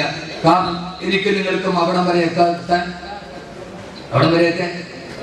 എത്താൻ വലിയ പാടാണ്. അങ്ങനെയൊക്കെ എത്തണമെങ്കിൽ ഒരു വലിയ ഹിമ്മത്ത് വേണം. അല്ലാഹു അതൊക്കെ തരട്ടെ. ഒരു സഹാബി മദീനത്തൂടി നടന്നുപോയി. ഒരു സുന്ദരിയായ പെണ്ണ് മുമ്പിലൂടെ പോയി. ആ പെണ്ണിനെ അറിയാതെ നോക്കിപ്പോയി. ആര്? സഹാബി. എന്ന് വെച്ചിട്ട് ആളുകൾ നോക്കാതിരിക്കരുത്. പെട്ടെന്ന് പടച്ചവനെ പേടി വന്നു. ആ പെണ്ണിനെ അറിയാതെ നോക്കി ആഗ്രഹിച്ചു പോയി. പെട്ടെന്ന് പടച്ചവനെ പേടി വന്നു. നേരെ പള്ളിയിലോട്ട് പോയപ്പോ ഖലീഫ അമീറുൽ മുഅ്മിനീൻ ഉസ്മാൻ ഇബ്നു അഫ്ഫാൻ റളിയല്ലാഹു തആല അൻഹു പള്ളിയിലിരിക്കുകയാണ്. പോയിപ്പോ അസ്സലാമു അലൈക്കും യാ അമീറുൽ മുഅ്മിനീൻ. ആ സമയത്ത് സലാം എന്നായിട്ട് മടക്കിയില്ല. എന്റെ അമീറുൽ മുഅ്മിനീൻ സലാം എന്നായിട്ട് മടക്കാത്തതെന്താ? ആഖിറത്തിന്റെ ആളുകളാണെന്ന് പറഞ്ഞു നടക്കുകയാണ്. വ്യഭിചാരത്തിന്റെ അടയാളം നിന്റെ മുഖത്താണെങ്കിൽ വരച്ചു വെച്ചിട്ടുണ്ട്. സലാം മടക്കിയില്ല. ഉസ്മാൻ റളിയല്ലാഹു പറഞ്ഞു, വളച്ചിലൊക്കെ ആഖിറത്തിന്റെ ആളുകളാണ്, ഭയങ്കര നിസ്കാരവും നോമ്പും ഒക്കെ തന്നെ. പക്ഷെ ആഖിറത്തിൽ മുഖത്ത് പച്ച വ്യഭിചാരത്തിന്റെ അടയാളം വിട്ട് കാണാൻ കഴിയും. സഹാബി ഞെട്ടിപ്പോയി. സംഭവം നടക്കുന്ന റോട്ടിൽ പറയുന്നത് വെച്ച് ഇതാണ് മഹാമാര് പറയണ. പള്ളിയിൽ പോയപ്പോ വലിയ നിസ്കാരക്കാരനൊക്കെ ആഖിറത്തിൽ വ്യഭിചാരത്തിന്റെ അടയാളം മുഖത്ത് കാണുന്നുണ്ട്. ആ സമയത്ത് ഈ സഹാബി ചോദിച്ചു, സുബ്ഹാനല്ലാഹ്, എന്താ അമീറുൽ മുഅ്മിനീൻ അനസൽ വബി ബഅദ റസൂലുള്ളാഹിയുടെ വഫാത്തിന് ശേഷം വഹി വരുന്നുണ്ടോ? എങ്ങനെയാ മുടിൽ വെച്ചൊരു പെണ്ണിനെ ഞാൻ നോക്കിയ കാര്യം എങ്ങനെയാ നിങ്ങൾ അറിഞ്ഞത്? അമീറുൽ മുഅ്മിനീൻ അനസൽ വഹി ബഅദ റസൂലുള്ളാഹിക്ക് ശേഷം വഹി വരുന്നില്ല. ഞാൻ റോട്ടി വെച്ച് കണ്ട കാര്യം നിങ്ങൾ എങ്ങനെ അറിഞ്ഞു? അപ്പൊ അറിയാതൊരു സഹാബി ഹജ്ജിന് പോയി. ഒരു സുന്ദരിയായ പെണ്ണ് ഹജ്ജിന്റെ മസല ഒരിക്കാൻ നബിയുടെ അടുക്കൽ വന്നു. അടുത്തൊരു സഹാബി നിൽക്കുന്നുണ്ടായിരുന്നു. ആ സഹാബി പെണ്ണിനെ നേരെ നോക്കി. ഹബീബായ റസൂലുള്ള മസ്തല പറഞ്ഞ കൂടെ സഹാബിയുടെ മുഖത്തോട്ട് ഇട്ടു, ഇങ്ങോട്ട് ഇട്ടു. സഹാബിയുടെ മുഖത്തോടിച്ച് അങ്ങോട്ട് നോക്കി. റസൂലുള്ള പിടിച്ച് ഇങ്ങോട്ട് ഇട്ടു. നല്ല സ്ഥലം. അപ്പോ അത്രയുമൊക്കെ നമ്മൾ എത്തണമെങ്കിൽ കണ്ടാലുടനെ ഒരു പച്ച മനുഷ്യനായിട്ട് നമ്മൾ പറയുക, എനിക്ക് നിങ്ങളുടെ മുന്നിൽ വിലായത്തിന്റെ പദവിയൊന്നും വേണ്ട, എനിക്കൊട്ട് മഹാനാവുകയും വേണ്ട, എനിക്കൊക്കെ അങ്ങോട്ട് പോയാൽ മതി. എൻ്റെ പ്രിയപ്പെട്ട സഹോദരങ്ങളെ, കണ്ട ഉടനെ പടച്ചവനെ ഇതിന്റെ ആഹ്റത്തിന് തടസ്സമാവില്ലോ നോക്കിട്ട് കണ്ണ് വലിക്കാൻ മാത്രമുള്ള ഈമാൻ എനിക്ക് നിങ്ങൾക്ക് എത്തിയിട്ടില്ല. അള്ളാഹു എത്തിക്കട്ടെ, അള്ളാഹു എത്തിച്ചു തരട്ടെ ഇവിടം വരെ. പക്ഷേ ഈ ഹദീസ് മാത്രം ഒന്ന് പഠിച്ചാൽ ഒരു 70% മുമ്പിനാൻ പറ്റും, 100% പറ്റും ഞാൻ പറയും. അള്ളാഹു നമ്മൾ അവിടെ വരെ എത്തിക്കണമെന്നാണ് നമ്മുടെ ആഗ്രഹം. അള്ളാഹുവിനെ എത്തിക്കട്ടെ. നമ്മൾക്ക് വീണ്ടും കഴിയില്ല. കണ്ടാൽ ഉടനെ ഇതെന്റെ സ്വർഗത്തിന് തടസ്സമാണല്ലോ എന്ന് പറഞ്ഞ് കണ്ണ് പിൻവലിക്കണമെങ്കിൽ അവൻ അവിടം വരെ എത്തും. അത് നാവിന്റെ പ്രസംഗം കൊണ്ട് കഴിയില്ല, അത് കൽവിന്റെ വെളിച്ചം കൊണ്ടേ കഴിയൂ. അള്ളാഹു നാവിന്റെ പറച്ചിൽ കൽവിന്റെ വെളിച്ചമാക്കി അള്ളാഹു തരട്ടെ. അദ്ദുനിയാ സിജ്നുൽ മുഅ്മിൻ, ഈ ദുനിയാവ് നമ്മുടെ ജയിലാണ്. അവിശ്വാസിയുടെ വെടി വെച്ചവൻ സ്വർഗത്തിലാണ്, വെടി കൊണ്ടവൻ ദുനിയാവിന്റെ നരകത്തിലാണ്. പറഞ്ഞ മനസ്സിലായില്ല?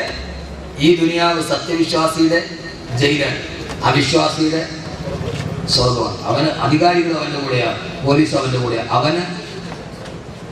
അവന് എന്നിട്ട് മനുഷ്യന്മാരെ അവന് സ്വർഗം. നമുക്കിപ്പോഴും നരകമാണ്, നമുക്കിതെപ്പോഴും ജയിലാണ്, നമ്മൾ ജയിൽവാസിയാണ്. അള്ളാഹുവിനാക്കട്ടെ,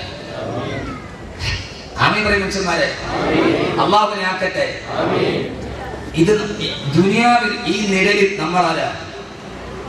തടവില്ല, ജയിൽവാസിയാ. ജയിൽവാസിക്ക് 4 ഗുണങ്ങൾ ഉണ്ടാവും. എത്ര ഗുണം? ജയിൽവാസിക്ക് 4 ഗുണങ്ങളുണ്ട്. ഒരു തടവ് പുള്ളിയുടെ 4 ഗുണം സഹോദരിമാരെ, സഹോദരങ്ങളെ, നിങ്ങൾക്കും എനിക്കും ഉണ്ടായാൽ നമ്മൾ രക്ഷപ്പെടും. പറയട്ടെ, നിഴലിന്റെ പ്രണയോട് അവസാനിപ്പിക്കട്ടെ. നിഴലിനെ പ്രണയിക്കുന്നെങ്കിൽ ആ നിഴലിനെ പ്രണയിക്കുന്നവർക്ക് 4 അടിസ്ഥാന യോഗ്യത ഉണ്ടാവും. പ്രണയമുണ്ട്, എനിക്ക് ആ പെണ്ണിനെ ഇഷ്ടം, കെട്ടിച്ചേരാൻ പറയും, പെണ്ണിന്റെ വാപ്പാന്ന് പറയും, പോയി സ്വന്തമായിട്ട് ജോലി ഉണ്ടാക്കിയിട്ട് വരാൻ പറയും. അപ്പൊ നിഴലിനെ സ്നേഹിക്കുന്നെങ്കിൽ ആ നിഴലിനെ പ്രണയിക്കുന്നവർക്ക് എത്ര ഗുണം ഉണ്ടാവണം? 4. നീ ഇവിടുത്തെ ജയിൽവാസിയാണ്. പൂലപ്പുര സെൻട്രൽ ജയിലിലെ തടവ് പുള്ളിയുടെ ഗുണം എന്താ? ചപ്പാത്തി ഉണ്ടാക്കലല്ല, അത് മെഡിക്കൽ കോളേജിൽ കൊണ്ടുപോയി വിൽക്കലല്ല.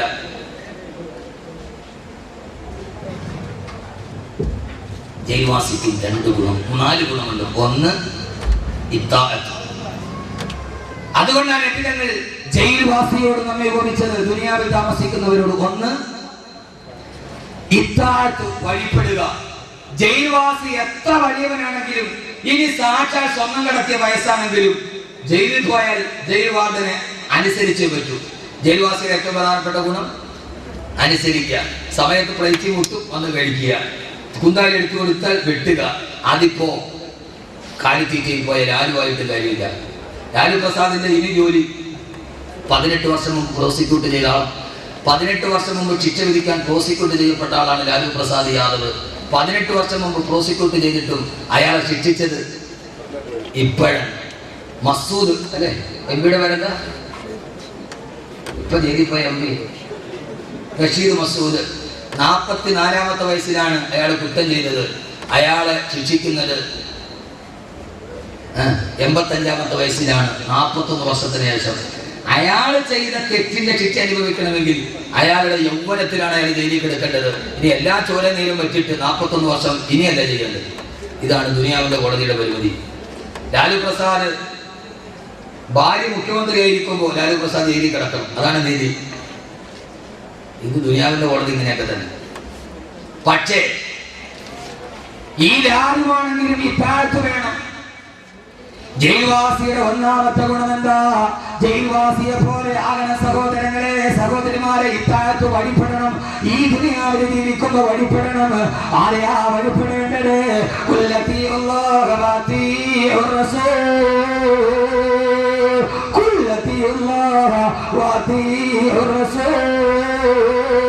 അല്ലാഹുവിനെയും അവന്റെ പ്രവാചകനായ നബി മുഹമ്മദ് മുസ്തഫ സല്ലല്ലാഹു അലൈഹി വസല്ലമയെ വഴിപ്പെടണം.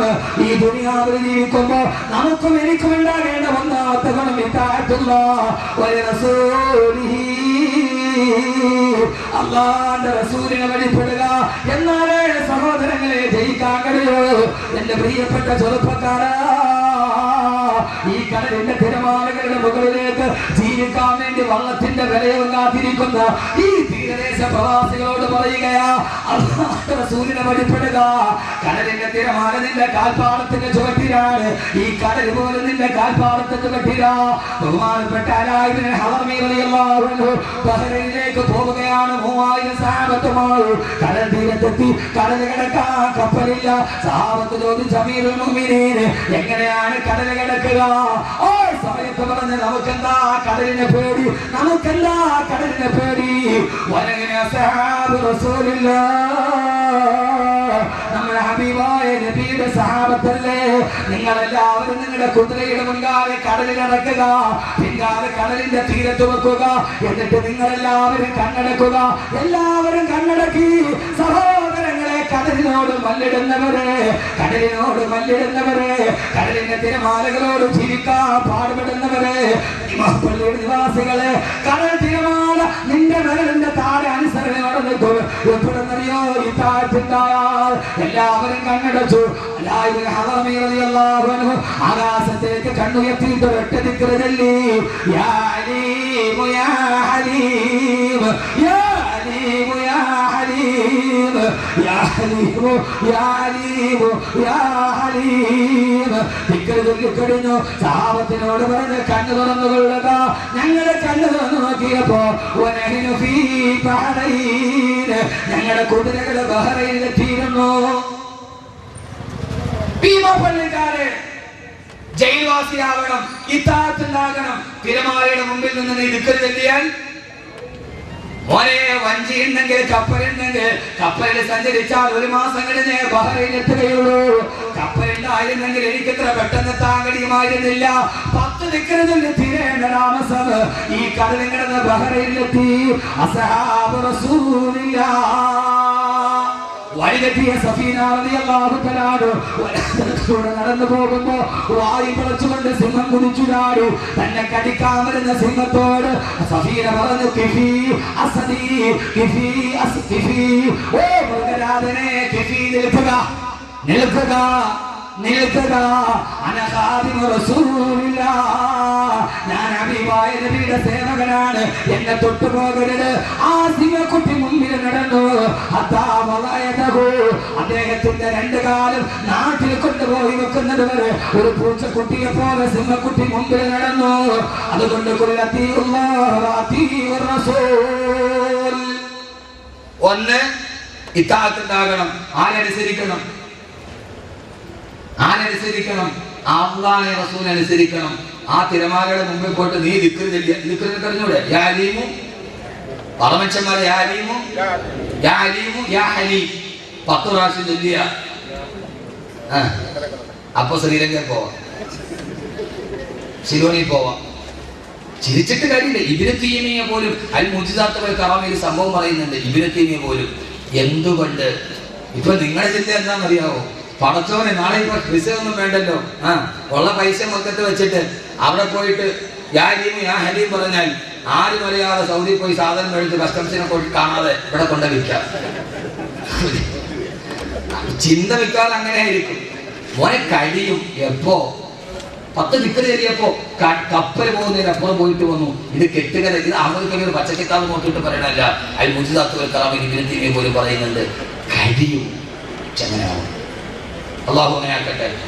2 രണ്ടാമത്തെ ഒരു ജയിൽവാസിയുടെ രണ്ടാമത്തെ അടയാളം അൽകനാ, തടവ് പുള്ളി ഉള്ളത് കൊണ്ട് തൃപ്തിപ്പെടുന്നവരാണ്. അദ്ദുനിയാ സിജ്നുൽ മുഅ്മിനി, നീ ദുനിയാവിലെ തടവ് പുള്ളിയാണ്. അല്ലാഹു നിനക്ക് എന്താണോ തന്നത് ആ തന്നത് കൊണ്ട് നീ തൃപ്തിപ്പെടുന്നവരാകണം. വകിനഅബി തർകിൽ മുസ്തഹാബൽ ഫാഹിരി മിമ്മതഅമി വമലാബിസിൻ വമനാസില.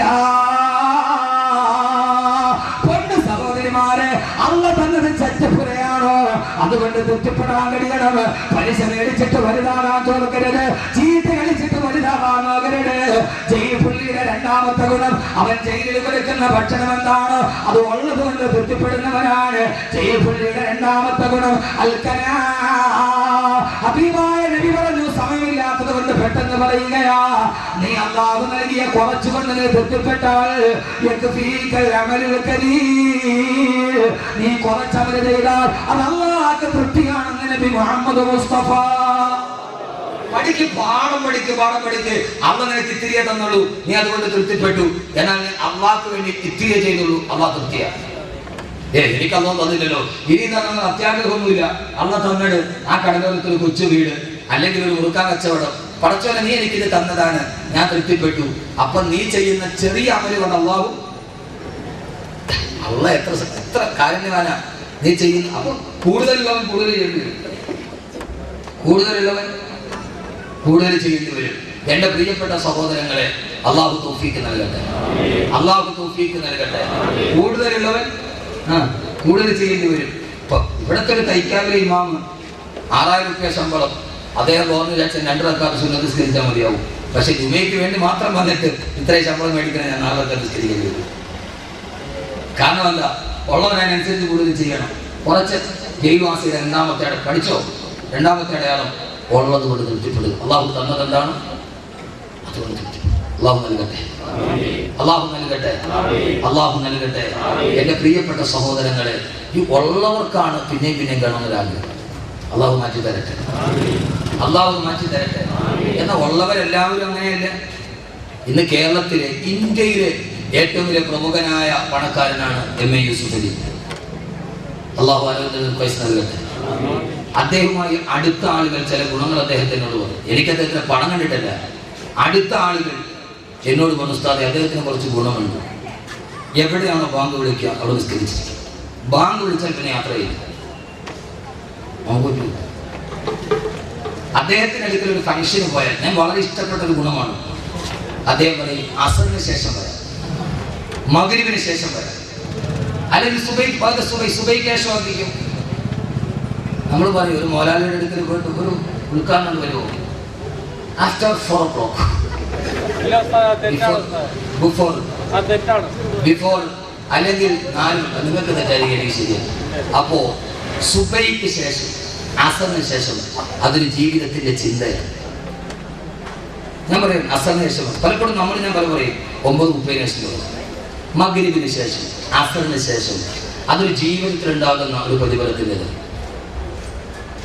അങ്ങനെ ജീവിതത്തിൽ നമ്മൾ സൂക്ഷിക്കുന്ന ചില മൂല്യങ്ങൾ, അത് എവിടെ എത്തിയാലും നമ്മൾ വിട്ടുവീഴ്ച ചെയ്യാതിരിക്കും. അതുകൊണ്ടാണ് പോപ്പ് ഗായകൻ മുസ്ലിമായി പ്ലെയിനിൽ കയറിയപ്പോൾ പറഞ്ഞു, താടി വടിക്കണം.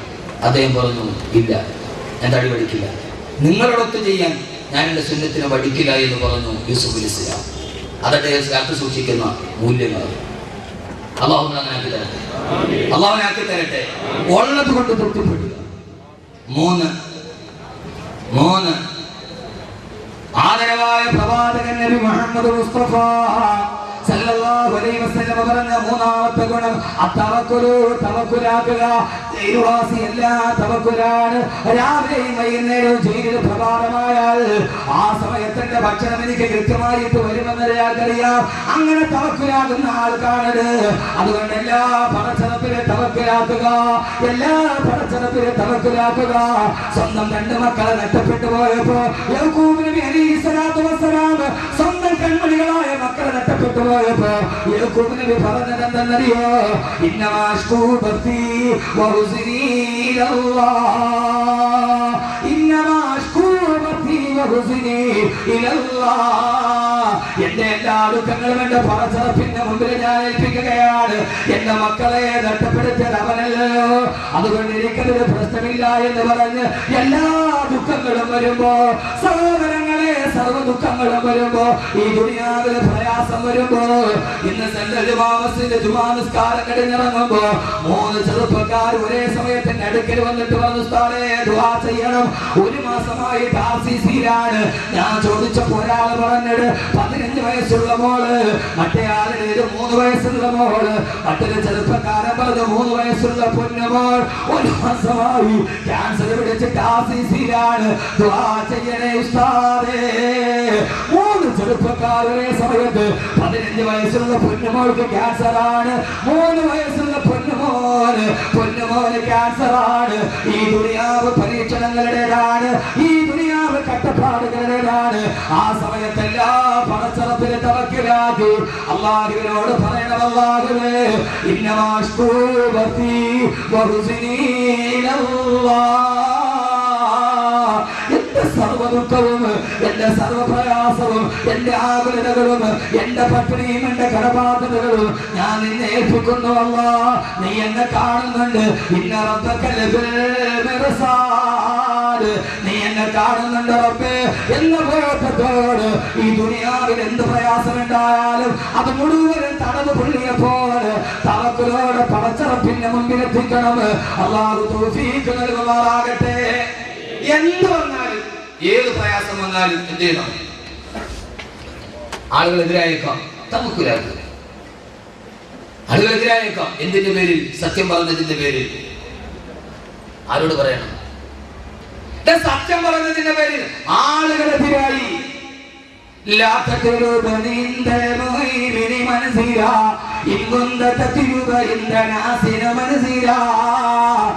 കേൾക്കാൻ വരുന്നവരുടെ മുമ്പ്, നിന്നെ കാണാൻ വരുന്നവരുടെ മുമ്പ്, നിന്നെ സ്നേഹിക്കുന്നവരുടെ മുമ്പ് അവരവരുടെ തൊട്ടിക്ക് വേണ്ടി നീ എന്തെങ്കിലും ചെയ്താൽ എന്റെ മുമ്പിൽ വന്നാൽ നീ ഒന്നും തേടണ്ട. നീ ജനങ്ങൾക്ക് വേണ്ടി വഴി പറഞ്ഞവനാണ്, അവരെ സുഖിപ്പിക്കാൻ പറഞ്ഞവനാണ്. അതുകൊണ്ട് നിനക്ക് എന്റെ മുമ്പിൽ ഒന്നുമില്ല. അതുകൊണ്ട് എന്ത് പ്രയാസം വന്നാലും മലത്തിൽ കിടത്തിയിട്ട്, മരുഭൂമിയിൽ മലത്തിൽ കിടത്തിയിട്ട് ആ രണ്ട് കാലിന് ചങ്ങല കെട്ടിട്ടുകൊണ്ട് ബന്ധിച്ചിട്ട് നെഞ്ചിലേക്ക് കരിങ്കല്ലെടുത്ത് വെച്ചിട്ട് കഴുത്തിലേക്ക് കത്തിവെച്ചപ്പോ പറഞ്ഞില്ലേ, നിങ്ങൾ എന്റെ മുമ്പിലേക്ക് എന്ത് വെച്ചാൽ അഴുക്കമേ പത്തര സീനേ പതല്ല തകർന്നേ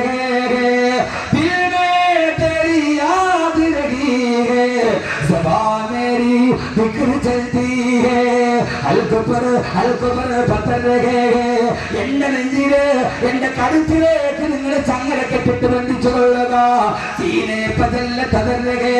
എന്റെ നെഞ്ചിലേക്ക് നിങ്ങൾ കരിങ്കല്ലെടുത്ത് വെച്ചു കൊള്ളുക. എന്റെ കഴുത്തിൽ നിങ്ങൾ കത്തിവെച്ചിട്ട് പടച്ചറപ്പിൽ നിന്ന് മാറാൻ എന്നോട് പറഞ്ഞാൽ എന്റെ ഹൃദയത്തിൽ നിന്ന് പടച്ചറപ്പിന്റെ ചിന്ത എടുത്ത് മാറ്റാൻ എന്റെ കഴുത്ത് മുറിക്കാനേ നിങ്ങൾക്ക് കഴിയുള്ളൂ. എന്റെ കാല് വെട്ടാനേ നിങ്ങൾക്ക് കഴിയുള്ളൂ. ചങ്ങലയിട്ടിട്ട് ഒരുക്കാനേ നിങ്ങൾക്ക് കഴിയുള്ളൂ.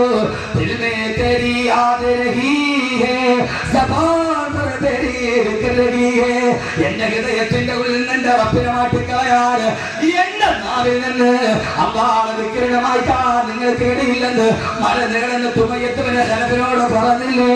കൽഖവനായ ബിലാൽ. ബിലാൽ പറഞ്ഞു ഉമയ്യത്തിനോട്, എന്റെ നെഞ്ചിൽ കല്ല് വെക്കാനല്ലേ നിനക്ക് പറ്റൂ, എന്റെ കഴുത്ത് വെട്ടാനല്ലേ നിനക്ക് പറ്റൂ, ചാട്ടവാർന്ന് ചടിക്കാനല്ലേ പറ്റൂ. എന്റെ ഹൃദയത്തിലിരിക്കുന്ന എന്റെ നെഞ്ചിന്റെ മുകളിലെ കല്ലിരിക്കുകയുള്ളൂ. എന്റെ ഹൃദയത്തിൽ നെഞ്ചിന്റെ ഉള്ളിൽ ഹൃദയമുണ്ട്. അതിൽ നിന്ന് എന്റെ റബ്ബിനെ കളയാൻ ഉമയ്യത്തെ നിനക്ക് കഴിയില്ല. ഏത് പച്ച പരിഷ്കാരി വന്നാലും എന്റെ പ്രിയപ്പെട്ട പെങ്ങളെ ഹൃദയത്തിന്റെ ഉള്ളിൽ നിന്ന് പടച്ചറപ്പിന്റെ കളയരുത്. മുത്തവക്കലൻ മുത്തജദ്ദിദൻ ഫീ റിസ്ഖിക തിക്കതംബി വഅദ റബ്ബി അക്രമ മുഫ്ദിലാ. പടച്ചറപ്പിനെ തവക്കുലാക്കണം. അല്ലാഹു തൗഫീഖ് നൽകട്ടെ. എന്റെ പ്രിയപ്പെട്ട സംഘാടകരായ ചെറുപ്പക്കാരോട് എല്ലാം അല്ലാഹുവിൽ തവക്കുലാക്കണം. നാലാമത്തെ ഗുണം നിർത്തുക. ഇത് മനസ്സിലുണ്ടാവണം. തടവുകളിൽ അബ്ദുനിയാസിജിന് മുമ്പിൽ ഹദീസിന്റെ അർത്ഥം പറയുക. നാലാമത്തെ ഗുണം അർജാഉ, ഒരു പ്രതീക്ഷ ഉണ്ടാവും. ഉണ്ടോ? ജയിലിൽ കിടക്കുന്ന തടവുകളിലേക്ക് ഒരു പ്രതീക്ഷയുണ്ട്. എന്നെങ്കിലും ഒരിക്കൽ ഈ അടിയുടെ കൂടി തുറക്കും, ഞാൻ മോചിതനാവും, ഞാൻ മോചിതനാവും. എന്നെങ്കിലും തടവുകളിയുടെ ഗുണം, നാലാമത്തെ ഗുണം പ്രതീക്ഷയാണ്. റജാ എന്താണ്? എന്നെങ്കിലും എന്റെ ശിക്ഷയുടെ കാലാവധി അവസാനിക്കും, ജയിലിന്റെ കവാടം തുറക്കും, ഞാൻ എന്നെങ്കിലും വെളിയിലാവും. നമുക്കും ഒരു റജാവുണ്ട്. എന്താ? നമ്മുടെ ജയിലിന്റെ കവാടവും, നമ്മുടെ ഈ ദുനിയാവെന്ന ജയിലിന്റെ കവാടവും തുറക്കും. തുറന്നു കഴിഞ്ഞാൽ നെഞ്ചിൻ കൂടിന്റെ ഉള്ളിൽ നിന്ന് ആത്മാവ് പുറത്തു വരും. യാ അയ്യത്തുഹൻ നഫ്സുൽ മുത്മഇന്ന ഇർജി ഇലാ റബ്ബികി റാദിയതൻ മർദിയാ ഫദ്ഖുലി ഫീ ഇബാദി വദ്ഖുലി ജന്നതി. ഈ നെഞ്ചിൻ കൂടിന്റെ ഉള്ളിൽ നിന്ന് എന്റെ ആത്മാവ് വെളിയിലേക്ക് വരും. എന്റെ ശരീരം കൊണ്ടുപോയി 6 അടി മണ്ണിൽ കൊണ്ടുപോയി വെക്കും. പെരുങ്കല്ല് മുകളിൽ വെച്ചു തൊട്ട് ഓടിയിട്ട് മണ്ണുമീട്ട് സ്ഥലവും വീട്ട് എല്ലാവരും പിടിമണ്ണ് മാറിയിട്ടിട്ട് എല്ലാവരും എന്റെ നാട്ടിൽ നിന്ന് പോകും. ഞാനാണെങ്കിലോ ഇലാ റഹ്മത്തില്ല പടച്ചറപ്പിന്റെ മുമ്പിൽ എന്നെ ഹാജരാക്കപ്പെടും. അല്ലാഹു പറയും, യാ ഇബാദി, എന്റെ അടിമകളെ, നിഴലിനെ പ്രണയിക്കാത്തവര് എന്റെ അടുക്കലോട്ട് കടന്നു കൊള്ളുക. ഇനിയാണ് നിങ്ങൾക്ക് തേടിയാൽ നീങ്ങിപ്പോകാത്ത നിഴലുള്ളത്.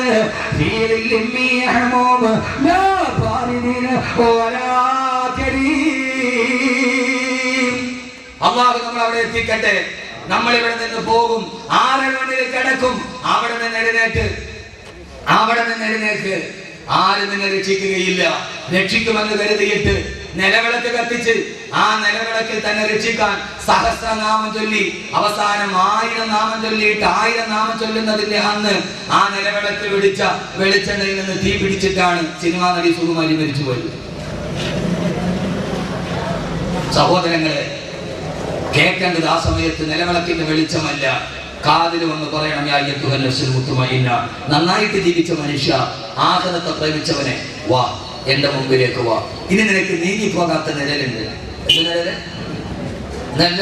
നീങ്ങിപ്പോകാത്ത നിഴൽ. അതെവിടെയാണ്? നിർത്തൻ. നീങ്ങിപ്പോകുന്ന നിഴൽ. ഹബീബായ നബി പറഞ്ഞു, ഞാനും ദുനിയാവും നല്ല വെയിലുള്ള സമയത്ത് വന്ന് മരത്തിന്റെ തണലിൽ നിന്ന് ഇതസ്തഫാഇല്ലു, ആ മരത്തിന്റെ തണൽ മാറിപ്പോയാൽ എഴുന്നേറ്റ് പോകുന്ന യാത്രക്കാരനെ പോലെയാ. എന്റെ പൊന്നുമോനെ, ആഖിറത്തിലൊരു വൃക്ഷമുണ്ട്, അതിന് തണലുണ്ട്, ആ തണല് നീങ്ങില്ല. നാളെ സ്വർഗത്തിലൊരു വൃക്ഷമുണ്ട്, ആ വൃക്ഷത്തിന്റെ പേര് തൂബ എന്നാണ്. അതിന്റെ ഇല വെള്ളി കൊണ്ടുണ്ടാക്കിയതാണ്. അതിന്റെ കായ്കനികൾ സ്വന്തമാണ്. അതിന്റെ വടി ദൂരം ഒരറ്റത്ത് നിന്ന് 500 വർഷം കുതിരപ്പുറത്ത് സഞ്ചരിച്ചാൽ അതിന്റെ മറ്റേ അറ്റത്തിൽ നിന്ന് നബി മുഹമ്മദ് മുസ്തഫ. ആഖിറത്തിലൊരു മരമുണ്ട്, അതിന്റെ പേര് തൂബ എന്നാണ്. അതിന്റെ ഇല വെള്ളിയാണ്, അതിന്റെ കായ്കനികൾ സ്വർണ്ണമാണ്. അതിന്റെ തണലിലേക്ക് സഞ്ചരിക്കാൻ ഒരറ്റത്ത് നിന്ന് 500 വർഷം കുതിരപ്പുറത്ത് സഞ്ചരിച്ചാലും മറ്റേ അറ്റത്തെത്തുകയില്ല. അള്ളാഹുവിന്റെ ചുവട്ടിൽ നമ്മളെ ഇരുത്തട്ടെ. അള്ളാഹുവിന്റെ ചുവട്ടിൽ നമ്മളെ ഇരുത്തട്ടെ. അള്ളാഹുവിന്റെ ചുവട്ടിൽ നമ്മളെ ഇരുത്തട്ടെ. ഒരു നല്ല പ്രണയിക്കാൻ പറ്റിയൊരു പെണ്ണിനെ കൂടെ പറഞ്ഞുതരാം. എന്റെ പൊന്നു സഹോദരങ്ങളെ, അതിന്റെ ആഖിറത്തിലെ സർവ്വവൃക്ഷങ്ങളും പൊക്കം കുറഞ്ഞിട്ടാണ്. സ്വർഗത്തിലെ വൃക്ഷത്തിന് പൊക്കമില്ല. കാരണം എന്താ? നടന്നു പോകുന്ന വഴിക്ക് പഴം പഠിക്കാൻ പാകത്തിലാണ് സ്വർഗത്തിലെ വൃക്ഷങ്ങൾ എന്ന് നബി മുഹമ്മദ് ഇരുന്നുകൊണ്ട്, സ്വർണ്ണക്കട്ടിൽ ഇരുന്നുകൊണ്ട് പഴം പറിക്കാം. അതുകൊണ്ട് പൊക്കമില്ല, അതുകൊണ്ട് തണലും കൂടുതലായിരിക്കും. അള്ളാഹു നീങ്ങാത്ത ആ നിഴലിൽ അള്ളാഹു നമ്മളെ എത്തിത്തരട്ടെ. അള്ളാഹു നമ്മളെ എത്തിത്തരട്ടെ. കിളയ്ക്കണ്ട പൂട്ടണ്ട അവയിൽ കൊള്ളണ്ട, നിനക്കുള്ളതൊന്നും തന്നെ നീ അറിയണ്ട. ആ വൃക്ഷത്തിന്റെ ചുവട്ടിലിരുന്ന് കൈയൊന്ന് പൊന്തിച്ചാൽ സ്വർഗത്തിലെ പഴം വരും. ഒരു പഴം കഴിച്ചു, അടുത്ത പഴം അവിടെ മുളയ്ക്കും. ആദ്യം കഴിച്ച പഴത്തിന്റെ രുചിയല്ല മറ്റേ പഴത്തിന്. ഇപ്പൊ ഇവിടെ ഒരു മാവുണ്ടായി, ഒരു മാമ്പഴം പറിച്ചു നിന്നു, അവിടെ അടുത്ത മുളയ്ക്കും. ആ മാമ്പഴത്തിന് ഈ മാമ്പഴത്തിന് രുചി വ്യത്യാസമുണ്ടോ? ഇല്ല. സ്വർഗവാസി ഒരു പഴം കഴിച്ചാൽ അപ്പൊ തന്നെ അടുത്ത ഒരു പഴം അവിടെ മുളയ്ക്കുന്നതാണ്. പക്ഷെ മുളയ്ക്കുന്ന പഴത്തിന് തിന്ന പഴത്തിന്റെ രുചിയല്ല. മുഖ്തലിഫൻ ഉക്ലുഹാ, മുഖ്തലിഫൻ ഉക്ലുഹാ. ഓരോ മാമ്പഴത്തിനും ഓരോ രുചിയാണെന്ന് അല്ലാഹുവിന്റെ വിശുദ്ധ ഖുർആൻ. അങ്ങനെ ആ വൃക്ഷത്തിന്റെ ചുവട്ടില് നമ്മളിങ്ങനെ ഇരിക്കുമ്പോഴാണ് സഹോദരങ്ങളെ ഒരു സുന്ദരി പെണ്ണ് നടന്നു വരിക. ആ പെണ്ണിന്റെ പേര് ഇസ്മുഹാ ലായിബ. ആ പെണ്ണിന്റെ പേര് ലായിബ എന്നാണ് നബി മുഹമ്മദ് മുസ്തഫ. നമ്മളിങ്ങനെ സ്വർഗത്തിന്റെ വൃക്ഷത്തിന്റെ ചുവട്ടിലിരിക്കുമ്പോഴാണ് സ്വർഗത്തിലൊരു സുന്ദരി പെണ്ണ്, അടിപൊളി ഒരു പെണ്ണ് വന്നു മുമ്പിൽ കൂടെ. സ്വർഗവാസികൾ ഇങ്ങനെ ഇരിക്കുക, അവരുടെ കൂടെ അവരുടെ ഹൂറിമാരുണ്ട്. അപ്പൊ ഒരു പെണ്ണ് വരും, ഇസ്മുഹ. പെണ്ണിന്റെ പേര് അതേതായാലും ഓർമ്മ. പെണ്ണിന്റെ പേര് ലായിബ. 2 പെണ്ണിന്റെ പേരാണ് ഹബീബായ നബി തങ്ങൾ പറഞ്ഞിട്ടുള്ളത്. ഒന്ന് ഇസ്മുഹ ഐന. ഐന എന്ന് പറയുന്നത് ഹൂറി പെണ്ണിന്റെ പേര് പറയുന്നുണ്ട്. രണ്ടാമത്തെ ലായിബ, ആ പെണ്ണൊന്ന് ചിരിച്ചാൽ ആ പെണ്ണിന്റെ മുൻപല്ലിന്റെ പ്രകാശം 400 മൈൽ അപ്പുറം കാണുമെന്ന് നബി മുഹമ്മദ് മുസ്തഫ. 400 മൈൽ എന്ന് പറഞ്ഞാൽ ഏതാണ്ട് സുമാർ 600 കിലോമീറ്റർ എന്ന് പറഞ്ഞാൽ ഭീമാപ്പള്ളിയിൽ നിന്ന് കണ്ണൂർ വരെ 600 കിലോമീറ്റർ. അപ്പൊ ആ പെണ്ണ് കണ്ണൂരിൽ നിന്നിട്ട് ചിരിച്ചാൽ ഭീമാപ്പള്ളി നിന്നാ കാണാം. എന്തായിരിക്കും പെണ്ണ്? അള്ളാഹു കാണാൻ തൗഫീഖ് നൽകട്ടെ. അള്ളാഹു കാണാൻ തൗഫീഖ് നൽകട്ടെ. ആ പെണ്ണ് സ്വർഗവാസികളുടെ മുമ്പിലൂടെ നടന്നിട്ട് തോന്നിക്കും, എന്റെ പുതിയാപ്പിളയുടെ ഹൂരണീയങ്ങളായ പെണ്ണുങ്ങളുമായി തന്നിച്ചിരിക്കുന്ന സ്വർഗവാസികൾ പറയും, നിന്റെ പുതുമണമാണ് ഞാനാണ് എന്റെ കിടപ്പറയിലേക്ക് വരിക എന്ന് വിളിക്കുമ്പോ ആ പെണ്ണിങ്ങനെ നടന്നു പോകും. അവസാനം ചോദിക്കും, പെണ്ണെ നിന്റെ പുതുമണവാളനാരാ? ആ സമയത്ത് ലായിബ എന്ന പെണ്ണ് തിരിഞ്ഞു നിന്നിട്ട് ചോദിക്കും, അത്രേ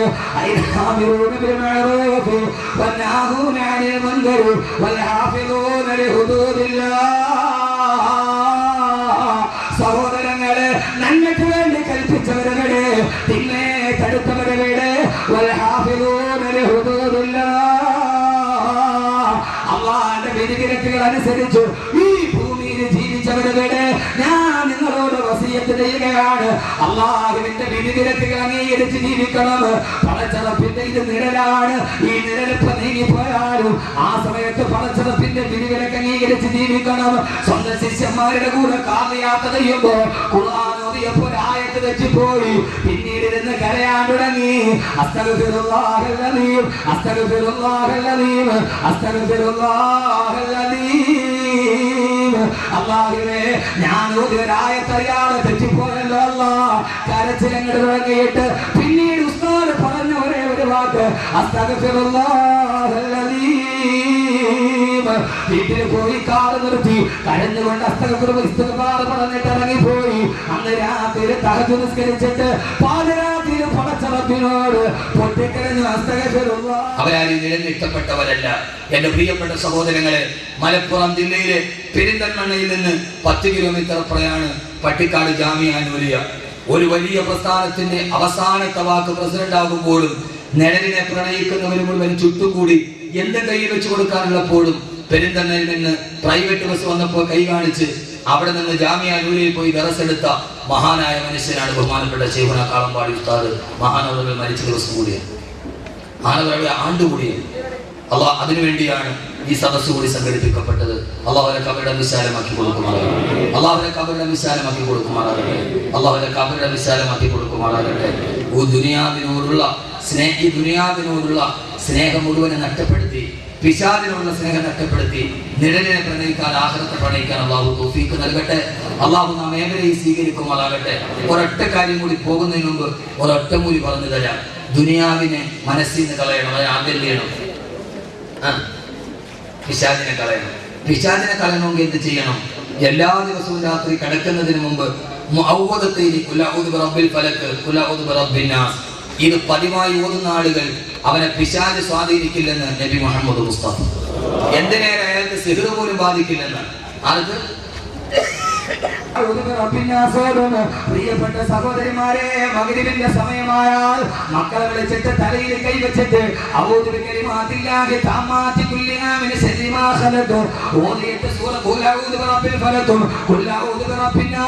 കൊടുത്തിരുന്നു ഹബീബായ നബി മുഹമ്മദ് മുസ്തഫ.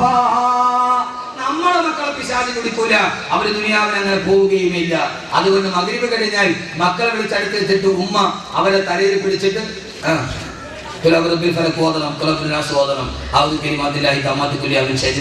കൊടുക്കണം. ആ മക്കള് നന്നാവും. ഇനി ഉമ്മാക്ക് നന്നാവണമെങ്കിൽ മക്കളോട് തിരിച്ച ഉമ്മയുടെ തലയെ കൈ വെച്ച് തൊഴാൻ പറ്റും. അള്ളാഹു ജീവിതത്തിൽ പകർത്താൻ തൗഫീഖ് നൽകട്ടെ. ഇനി കട്ടൻ ചായ കൊടുക്കുകയും അള്ളാഹു സുബ്ഹാനഹു നമ്മുടെ സദസ്സിനെ സ്വീകരിക്കുമാറാകട്ടെ. അതുകൊണ്ട് ദുനിയാവിനെ പ്രണയിക്കുന്ന എല്ലാവിധ ഖൈറും ബറക്കത്തും എന്റെ പ്രിയപ്പെട്ട സഹോദരങ്ങൾ ഉണ്ടാക്കി നൽകുമാറാകട്ടെ എന്ന ദുആയോടുകൂടി ഇൻഷാ അല്ലാഹ് ഒരു വലിയ മുബാറക്കായ സദസ്സാണിത്. അല്ലാഹു സുബ്ഹാനഹു വ തആല എല്ലാവിധ ഖൈറും ബറക്കത്തും അല്ലാഹു നൽകി അനുഗ്രഹിക്കുമാറാകട്ടെ. റബ്ബ് സുബ്ഹാനഹു വ തആല എല്ലാവിധ നന്മകളും നൽകി അനുഗ്രഹിക്കുമാറാകട്ടെ. എൻ്റെ പ്രിയപ്പെട്ട സഹോദരങ്ങളെ, കഴിഞ്ഞ 18 ദിവസം മുമ്പ് പെരിന്തൽമണ്ണയിലെ, മലപ്പുറം ജില്ലയിലെ പെരിന്തൽമണ്ണയിൽ തേലക്കാട് ബസ് അപകടം നടന്നു. നിങ്ങളെല്ലാവരും അറിഞ്ഞിട്ടുണ്ടാവും. ആ ബസ് അപകടത്തിൽ 15 ആളുകളാണ് മരിച്ചത്. തേലക്കാട് ഞാനവിടെ പദപ്രഭാഷണം നടത്തിയ സ്ഥലമാണ്. ഖുർആൻ സ്തുതിച്ച അടിമ എന്ന ഇപ്പം ഇറങ്ങിയ കാസറ്റ് ഞാൻ അവിടെ പ്രസംഗിച്ചത്, ഉസ്മാൻ റളിയല്ലാഹു അൻഹുവിനെ കുറിച്ചുള്ള പ്രഭാഷണം. കഴിഞ്ഞ ആഴ്ച ആ മരിച്ചുപോയ 10 പെൺകുട്ടികൾ, 16, 17, 15 വയസ്സുള്ള കുട്ടികൾ, വെള്ളിയാഴ്ച ജുമാ നമസ്കാരം കഴിഞ്ഞ് 1:30 മണിക്കാണ് അപകടം നടന്നത്. ഞാൻ സന്നൽ ജുമാ മസ്ജിദിൽ നിന്ന് ജുമ കഴിഞ്ഞ് റൂമിൽ വരുമ്പോൾ തേലക്കാടിലെ എൻ്റെ ഇതേപോലെ വാത് കേൾക്കാൻ വരുന്ന ധാരാളം സുഹൃത്തുക്കൾ, ഉസ്താദെ വാഹനാപകടം നടന്നു, ദൃശ്യം ഭീകരമാണ്, ദുആ ചെയ്തു. 18 ദിവസം എനിക്ക് പോകാൻ സമയം കിട്ടിയില്ല. കഴിഞ്ഞ ആഴ്ച ഞാൻ പോകുമ്പോൾ അവിടുത്തെ പള്ളിയുടെ ഖബർസ്ഥാനിൽ 10 പെൺകുട്ടികളെ, 15, 16, 17 വയസ്സുള്ള 10 പെൺകുട്ടികൾ, മുബശ്ശിറ, തസ്ബീഹ, നാദിയ, ഫാത്തിമ, 10 ഖബറുകൾ നിരന്ന് കിടക്കി.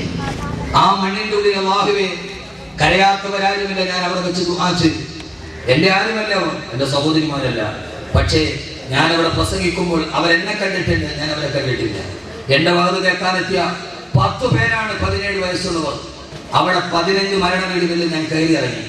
2 ഹിന്ദുക്കൾ, 13 മുസ്ലിമീങ്ങൾ, എല്ലാവരുടെയും വീടുകൾ, ആ ഹിന്ദു സഹോദരങ്ങളുടെ വീടുകളടക്കം ഞാൻ പോയി. 13 വീടുകളിലും പോകുമ്പോൾ മക്കൾ നഷ്ടപ്പെട്ട വാപ്പയും ഉമ്മയും, 4 പെൺകുട്ടികൾ കളിക്കൂട്ടുകാരികളാണ്. സ്കൂളിലോട്ട് പോകുന്നതൊന്നിച്ച്, വരുന്നതൊന്നിച്ച്, ഭക്ഷണം കഴിക്കുന്നതൊന്നിച്ച്, പഠിക്കുന്നതൊന്നിച്ച്, മരിച്ചതും ഒന്നിച്ച്, ഖബറടക്കിയതും ഒന്നിച്ച്. ആ 4 പെൺകുട്ടികൾ 1:30 മണിയായതുകൊണ്ട് ജുമയുടെ സമയം പുരുഷന്മാരാരും വണ്ടിയിലില്ല. പെരിന്തൽമണ്ണ ട്യൂട്ടോറിയൽ കോളേജിൽ നിന്ന് പരീക്ഷയും എഴുതിയ ആ വിദ്യാർത്ഥികൾ ഡ്രൈവറിന്റെ സ്പീഡ് തെറ്റിയപ്പോൾ ഓവർ സ്പീഡിൽ പാഞ്ഞു. പെൺകുട്ടികൾ ചോദിച്ചു, എന്തിനാ ഇത്ര സ്പീഡ്? വണ്ടി 4 മിനിറ്റ് ലേറ്റായി. ആ 4 മിനിറ്റ് അഡ്ജസ്റ്റ് ചെയ്യാൻ ചെറുപ്പക്കാരൻ ഓടിയ തേരോട്ടം. എൻ്റെ പ്രിയപ്പെട്ട സഹോദരങ്ങളെ, വാഹനം പോയി ഒരു വലിയ മാവിലേക്ക് ഇടിച്ച് വാഹനം ചിതറിത്തെറിച്ച് അവിടെ പോയി കാണുമ്പോൾ രക്ഷാപ്രവർത്തകരനോട് നേരിട്ട് പറഞ്ഞത്, നിലവിളിക്കുന്ന എൻ്റെ പെൺകുട്ടികൾ, 15, 16, 17 വയസ്സുള്ള കുട്ടികൾ, ഞങ്ങളെ രക്ഷിക്കണമെന്ന് നിലവിളിക്കുന്നുണ്ട്. കയ്യിൽ പിടിച്ചാൽ അനങ്ങാൻ കഴിയുന്ന അരക്കി പോട്ട് ബസ്സിന്റെ ലോകത്തകടിലേക്ക് ഞെരിഞ്ഞിറങ്ങി തൊട്ടടുത്തുള്ള ഒരു JCB വിളിച്ചുകൊണ്ട് വന്ന് ലോകത്തകടി മുഴുവനും പൊട്ടിച്ചെടുത്ത് നിലവിളിച്ച പെൺകുട്ടിയുടെ കയ്യിൽ പിടിച്ചു വലിച്ചപ്പോ കൈ പിടിതു മാറി വന്നു. കാലിൽ പിടിച്ചു വലിച്ചപ്പോ കാല് പിടിതു വന്നു. ഒരാൾ റാഫി എന്ന് പറയുന്ന ഒരു സുഹൃത്തിനോട് പറഞ്ഞു, ഉസ്താദേ, നിലവിളിച്ച ഒരു പെൺകുട്ടി അവൾ അനക്കമില്ലാതെ കിടക്കുന്നത് കണ്ടപ്പോ 2 കയ്യിൽ പിടിച്ചു വന്നപ്പോ പുഷ്പം പോലെ പറഞ്ഞു വന്നു. നോക്കിയപ്പോഴാണ് അരക്കി പോട്ടൊരു ഭാഗം പോലെ ശരീരത്തിന്റെ അടിയില്ല. ലോറിയുടെ ബസ്സിന്റെ ലോകത്തകടിൽപ്പെട്ട് ബ്ലേഡ് കൊണ്ട് മുറിക്കുന്ന ശരീരം 2ആയി മുറിച്ച് ഒരു പകുതി പിടിച്ചു കയറി വന്ന ഒരാൾ കയ്യിൽ പിടിക്കുമ്പോൾ ബസ്സിന്റെ അവശിഷ്ടത്തിൽ കുടുങ്ങിയ മറ്റാളുകളെ പറയുന്നു, കാലിൽ പിടിച്ചിട്ട് എന്നെ ഒന്ന് രക്ഷിക്ക്, എന്നെ ഒന്ന് രക്ഷിക്ക്, എന്നെ ഒന്ന് രക്ഷിക്ക്. അതിൽ തസ്ബീഹ എന്ന് പറയുന്ന പെണ്ണ് മരിച്ചത് 1:30 മണിക്കാണ്. 2 മണിക്ക് അവളെ കാണാൻ വീട്ടിൽ പുതിയ ആപ്പിള വരികയാണ്. 1:30 മണിക്കാണ് തസ്ബീഹ ഇവിടെ പറയുന്നത്. പാലൽ കോളേജ് വിട്ടു വരുമ്പോ അവളുടെ മനസ്സിൽ നിന്ന് പെണ്ണ് കാണാൻ വേണ്ടി വരുന്ന പുതിയാപ്ലയുടെ മുഖമാണ് കാണാത്ത മുഖം. 1:30 മണിക്ക് അവൾ മരിച്ചു. 2 മണിക്ക് അവളെ കാണാൻ പുതിയാപ്ല വീട്ടിലെത്തി. പുതിയാപ്ലയുടെ വാഹനം വന്നപ്പോ ആൾക്കൂട്ടമാണ് കാണുക. കാണാൻ വന്ന പുതിയാപ്ല കണ്ടാൽ തിരിച്ചറിയാത്ത കാണാൻ വന്ന പുതിയ പെണ്ണിന്റെ മുഖമാണ്. അതിൽ മുബശ്ശിറ, കല്യാണം ഉറപ്പിച്ചവളാണ്. എന്റെ പ്രിയപ്പെട്ട സഹോദരങ്ങളെ, മുഴുവൻ ഖബർ സിയാറത്ത് ചെയ്ത് ഞാൻ ആ വാഹനം അപകടം നടന്ന സ്ഥലത്തെത്തി. ഒരു വലിയ മാവില്ല മരം. ഉടനെ ആളുകൾ പറഞ്ഞു, ആ മരത്തിൽ ഉറുമ്പുകൾ അരിക്കുന്നത് കണ്ടോ? ഞാൻ ചോദിച്ചു, എന്താണത്? വാഹനം ഓടിച്ചത് 21 വയസ്സുള്ള ചെറുപ്പക്കാരനാണ്.